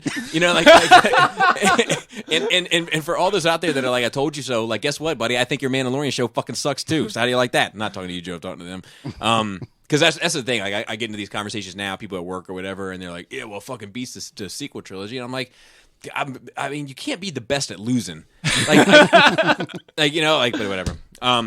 I'm just fucking over it, man. Like, and I'm still hurt, I think, by all of it. That while I am privately happy that The Mandalorian is successful for the franchise and for my kids and that generation will have something that they love, and that people aren't just shitting on Star Wars now like they were for fucking every day for fucking 2 years.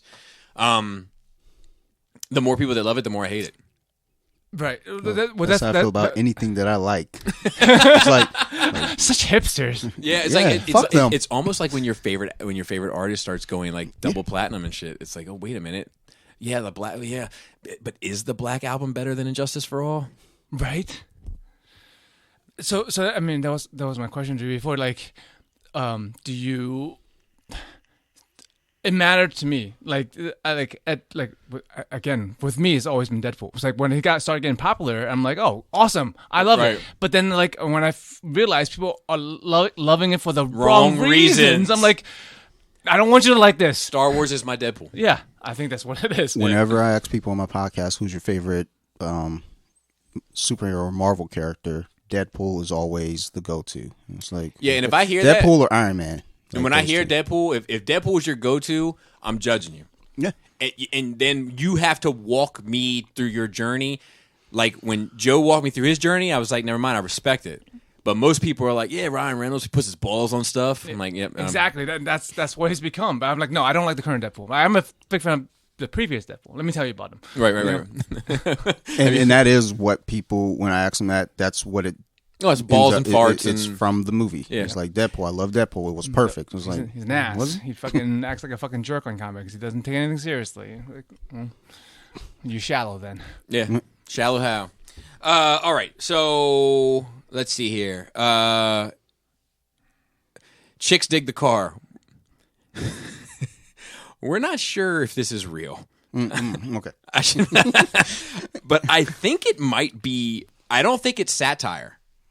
This report. I think it is based on a rumor. The rumor comes from 4chan or some shit, some no-name shit, that Robert Pattinson was caught having sex on the Batmobile and now might be on the outs with Warner Brothers.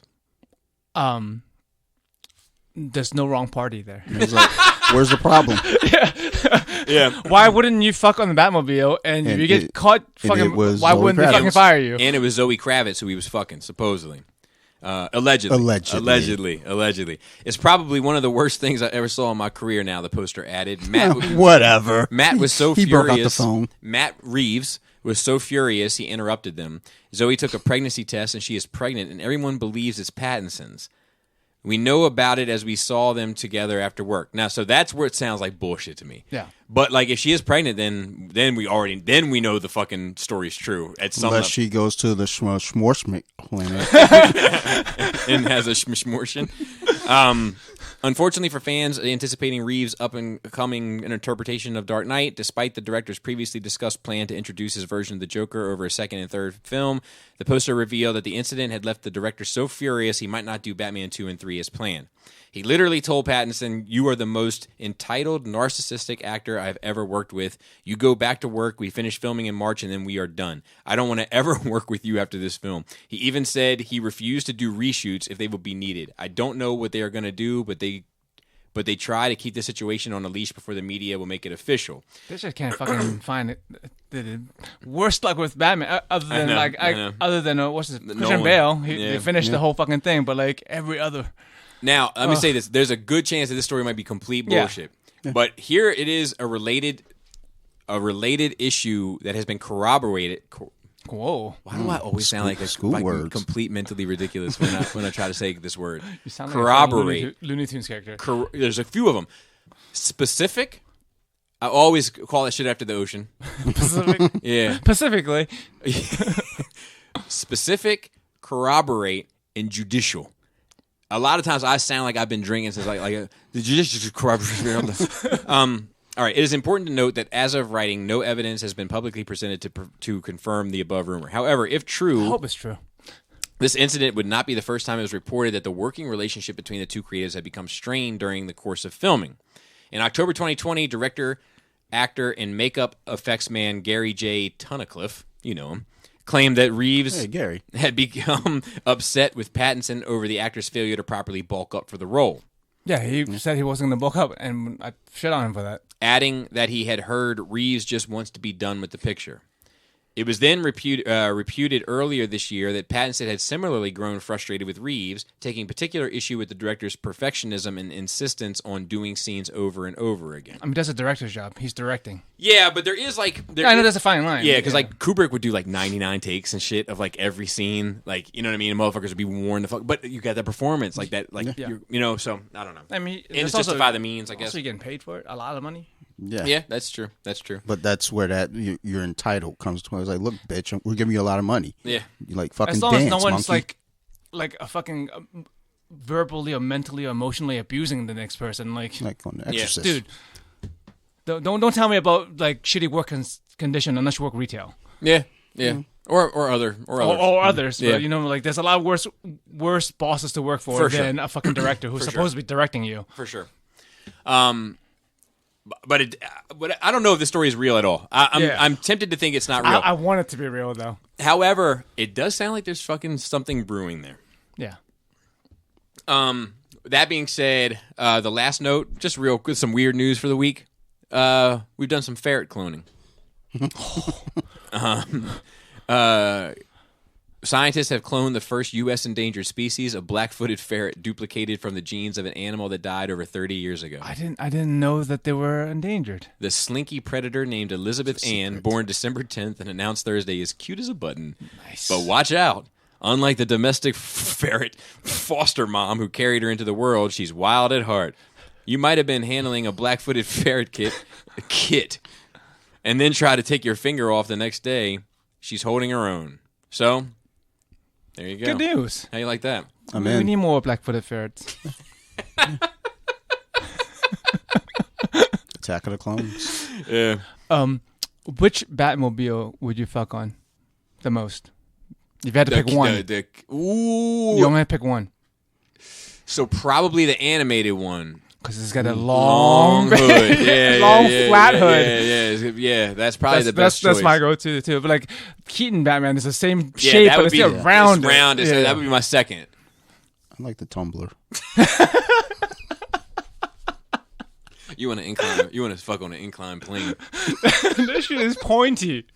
It's dangerous. Gotta have an adventure. What about the fucking convertible?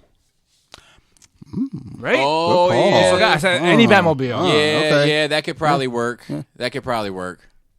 You could fuck in the convertible. Exactly. Yeah, that'd be fine. So, two questions. Or Dante, then we'll save your question for last. This is from Dave H. He said, "Hello, NRR. With some of the focus shifting to video games, I wanted to know what your all-time favorite gaming moments were. It could be playing, finishing a particular game or level mission, or maybe a specific multiplayer gaming night with friends at a party, or showing someone else how to play the favorite game of yours. For me, the final mission of Mass Effect 2 sticks out. That's a good one. Yeah, fuck yeah. Also playing GoldenEye on N64 in my parents' basement with my buddies. Love what you guys do, and thank you for doing it.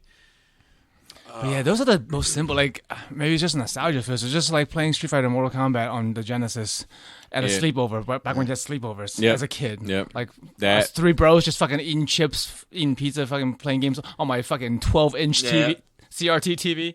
Mass Effect 2, Knights of the Old Republic, the ending of that. GoldenEye for sure with a bunch of people. Halo was another one that like people used to get together and get fucked up for and play shoots. Shoots and ladder. Shoots and ladders. I just played that before I came here. My daughter shoots and ladders. What else? She won. I remember Cheater. faking sick at school to go home and play Mario Brothers.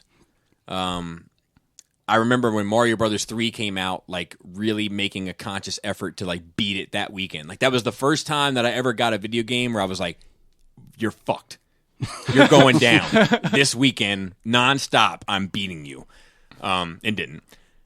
I'm trying to think about other ones like Mortal Kombat. I'll never forget. I was hanging outside Mario's house. Remember Red? Yeah, yep. And Red said he could whip my ass in Mortal Kombat. So we all walked up to the arcade, and I brushed him. Like, dude, I treated him like a comb over. I brushed his ass so bad. And I remember, I'll never forget Laura, who she was my girlfriend, obviously at the time. She was like, "That's the closest I'll ever get to my boyfriend winning the football game." Goddamn. Yeah, those are like my big standout moments. You got any, Dante? I mean, I mostly played sports games growing up, but going to the Mario Brothers pocket, I remember my grandma went out of town or whatever. Her birthday is around when we get our second quarter report cards, and my birthday is a couple days before hers. So she's out of town. My grandfather takes me out to get something for my birthday. He's, offering all these bullshit things that I don't care about. Shoes, watches, bullshit. I just want a Super Nintendo. Yeah. In Super Mario World.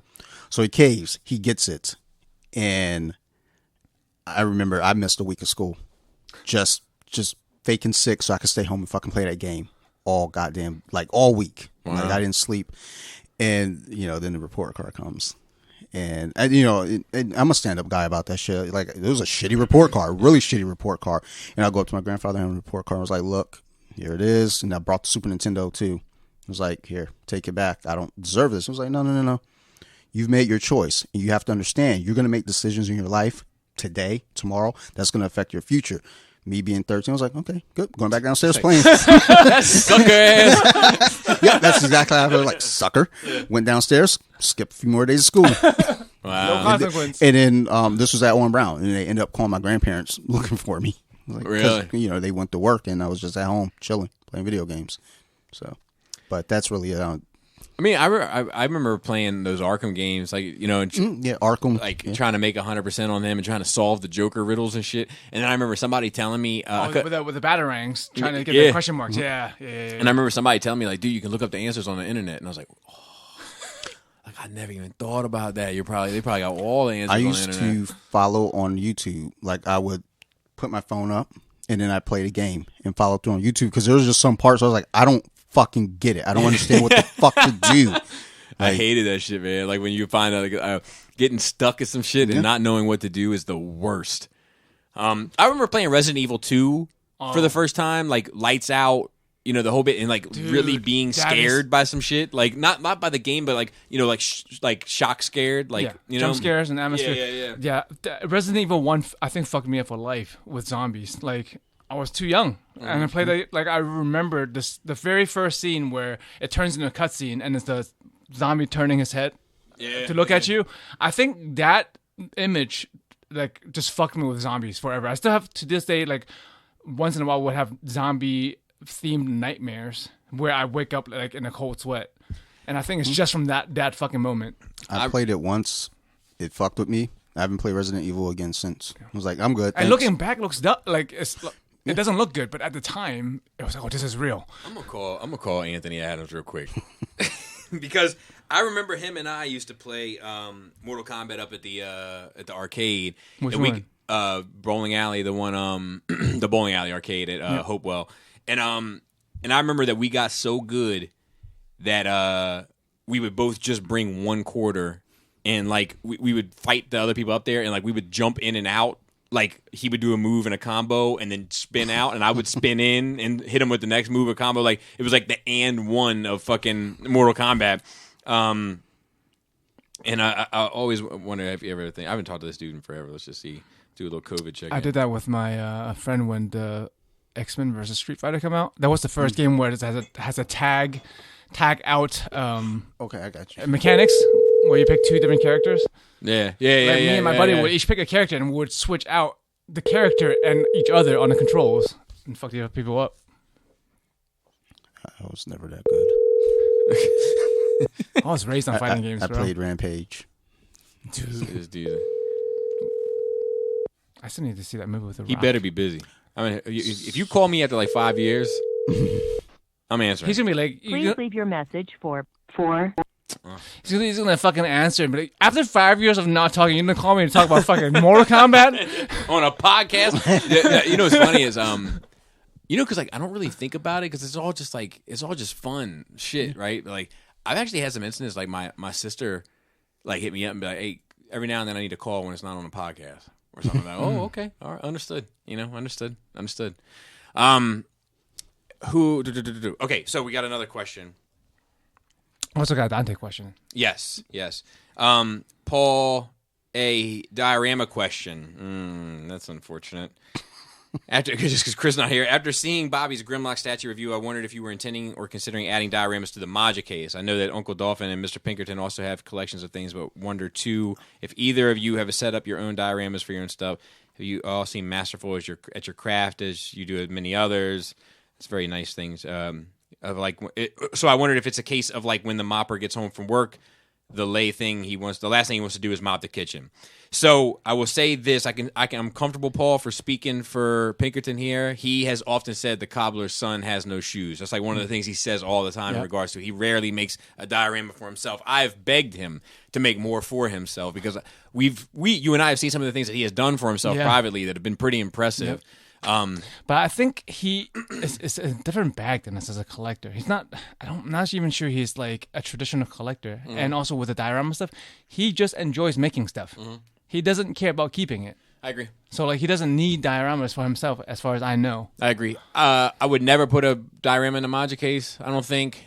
There's only one display I have in my Maja case that I would want a diorama for, but then like you can't put one diorama piece in a huge ass case and all the other cases not have one. So I'm just like going without. I kind of feel the same way about Detolfs. However, I have seen people do some diorama stuff for Detolfs that look good to me. Either where the dioramas themselves are obviously just risers, but they're like I've seen like everybody's seen them. The Dragon Ball ones where it's just like rock. Yes. But it looks good in a Detolf when it's like made specifically. You can tell that it's like in the spirit of the show, but it's mainly to lift the figures up, and it's just a little. It enhances. It's like a classy riser. Yeah.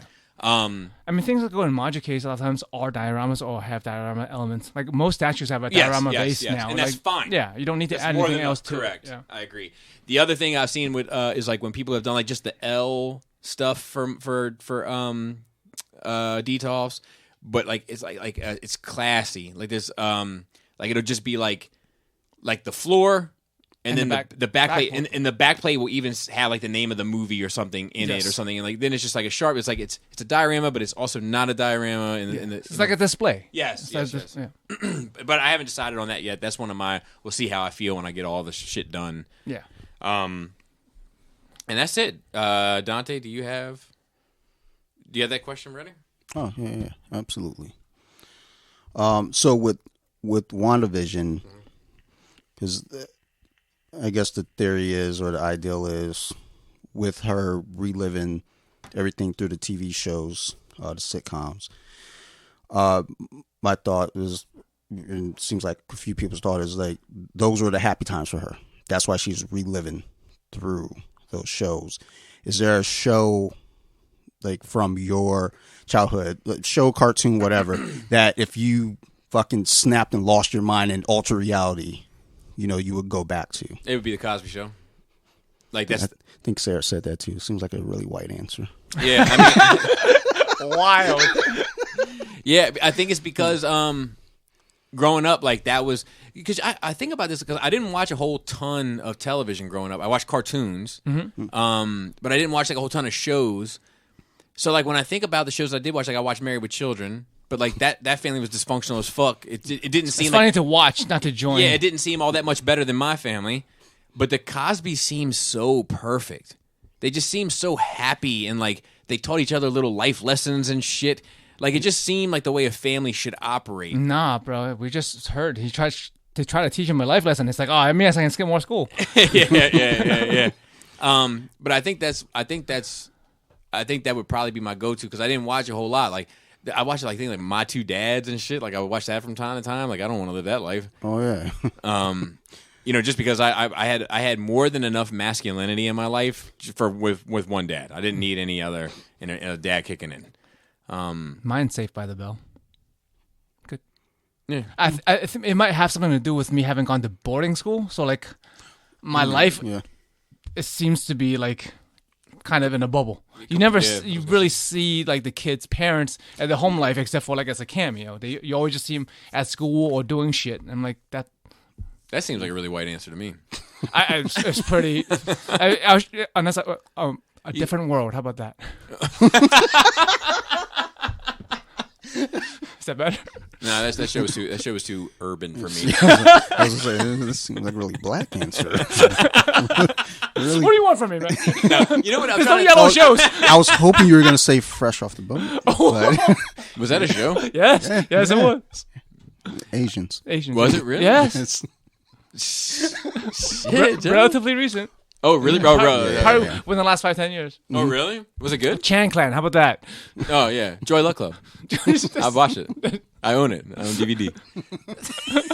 I got news for you. It's quite good. It's quite good. It's better than Rich Crazy Asians, whatever that fucking thing was. Put it out there. And I like Mulan. I'm an ally, Joe. I had someone that asked me a question about being an ally for Black History Month. Yeah. It's quite unique. But should it be called Black History Month or African American History Month? So that's what she asked me. I was like, oh, yeah, she's heavy. Because I've never heard African American History Month. And I just told her, like, look, just say Black History Month because, you of course, are referring to the acronym AHM.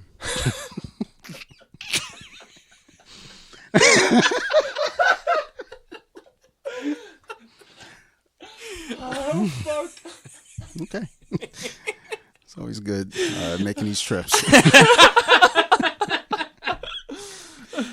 Yeah, I don't know, man. Different people, it's hard because different people prefer different things. Some people Some people like to be called black. Some people like to be called African American. Yeah, I mean, well, I'll never forget, and we should probably start wrapping this shit up. But I'll never forget that. This like is a long ass fucking show. Yeah. I was talking to Mickey one time, and he was telling me, he was like, when Black Panther came out, and I was like, I feel in a very tight spot here because I don't think the movie's bad. But I don't think the movie's great.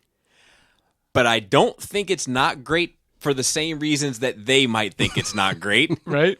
And the things I do like about it may not be the same reasons that you like about it. So I find myself in a weird place regarding That's when you just keep your mouth shut. But I can't. I'm no good at that either. I've been put in that position, though, too, because I love that movie. Mm-hmm. But like when I go down the list of Marvel movies that's necessary to watch, and then I skip over Black Panther, and I get the look like, you don't need that fucking movie. Like we know who he is. And they're like, well, the battle takes place in Wakanda. Okay, you can still go to Wakanda. Yeah, you can still go and still have Infinity War. So when I talked to Brave about it, he was like, one of the things that he really liked about it was there was this underlying conversation. He said that happens in many black households. He told me that white people aren't privy to, as he also told me.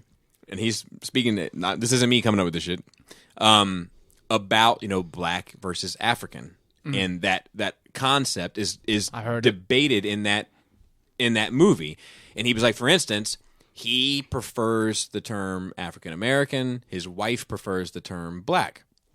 Because to him, it's about culture and it's about where you come from and your roots.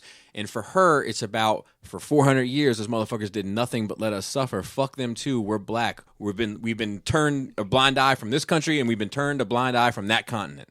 And I understand both points of view. But I'm not bringing that sort of cultural shit into that movie when I go to sit down and watch it. I'm just like, it's kind of like every other Marvel movie. Are we not seeing this? Are we not seeing that they had a good guy Iron Man fight a bad guy Iron Man, and a good guy Hulk fight a bad guy Hulk, and a good guy Captain America fight a bad guy Captain America, and a good guy Thor fight a bad guy Thor, and now we got a good guy Black Panther fight a bad guy Black Panther after we had a good guy Bugman fight another bad guy Bugman. It's all they fucking do in these movies. And I got news for you of why WandaVision is good. Something else I've been thinking about recently. You know why? Because Marvel only does good when they make good guys fight good guys. Yeah. You mean Civil War? I'll die on that. Winter Soldier, Civil War, and Infinity War, because Thanos isn't a bad guy in that movie. Not. No, he makes sense. He's right. He's the good He's guy. right. Yep. He's the hero. No, I've Fuck been y'all. saying this since It's debatable. Like it's not a pure villain thing. Like in Endgame, he's a pure villain. But that goes back to what Maniacal I said, villain. It's a Because it's a point of different view. character. Correct. That was him 20 years ago. Whatever. Correct. It just goes back to good and evil being a point of view, though. He's not wrong, and he's not doing it like in the And neither are villain. they. He's not doing it in a way of saying He's not malicious. I'm being No. evil about this. No, he says, look, resources. We got to cut out half the fucking population in the universe. My only issue, and I'll say, Joe and I had this debate to the day I die. Is my only issue that I take with him is that he was never up for the lottery. He was never up for the lottery. He was gonna win. If you take that one component out for me, that like, dude, I'm gonna snap. Doctor Strange, hey, Doc, I'm gonna snap, and I might go too. Mm-hmm. Let's see how it goes. That character now becomes even more interesting to me. Yes. But the fact that like he was gonna sit and watch the sunset. He was gonna win. That mattered for him. There's a bit of narcissism there. Which once again doesn't make him a bad guy, but it doesn't make him a hero to me either. Right. But once again, shades of gray. Yeah. It's also self-preservation is a realistic thing, even when you want to save the world. Yeah. Yeah. Takashi. Self-preservation. Yep. I mean, that's what that whole thing is about, is self-preservation. And it comes full circle. Yeah, dude. We're getting good at this. It took 287 episodes. With that, shout out to the rest of the Cool Table. If you listen to the show and you make a podcast, as far as I'm concerned, you're in the Cool Table. This table's You're cool? You have a table? Yeah. All right. We're like the Last Supper. There's so too many of us. You ever see Robin Williams do this shit? He's like, you could tell they're eating at a Chinese restaurant. He's like, because they came in and they were like a table for 13. Oh, very big party. Only have one table, all to face same way.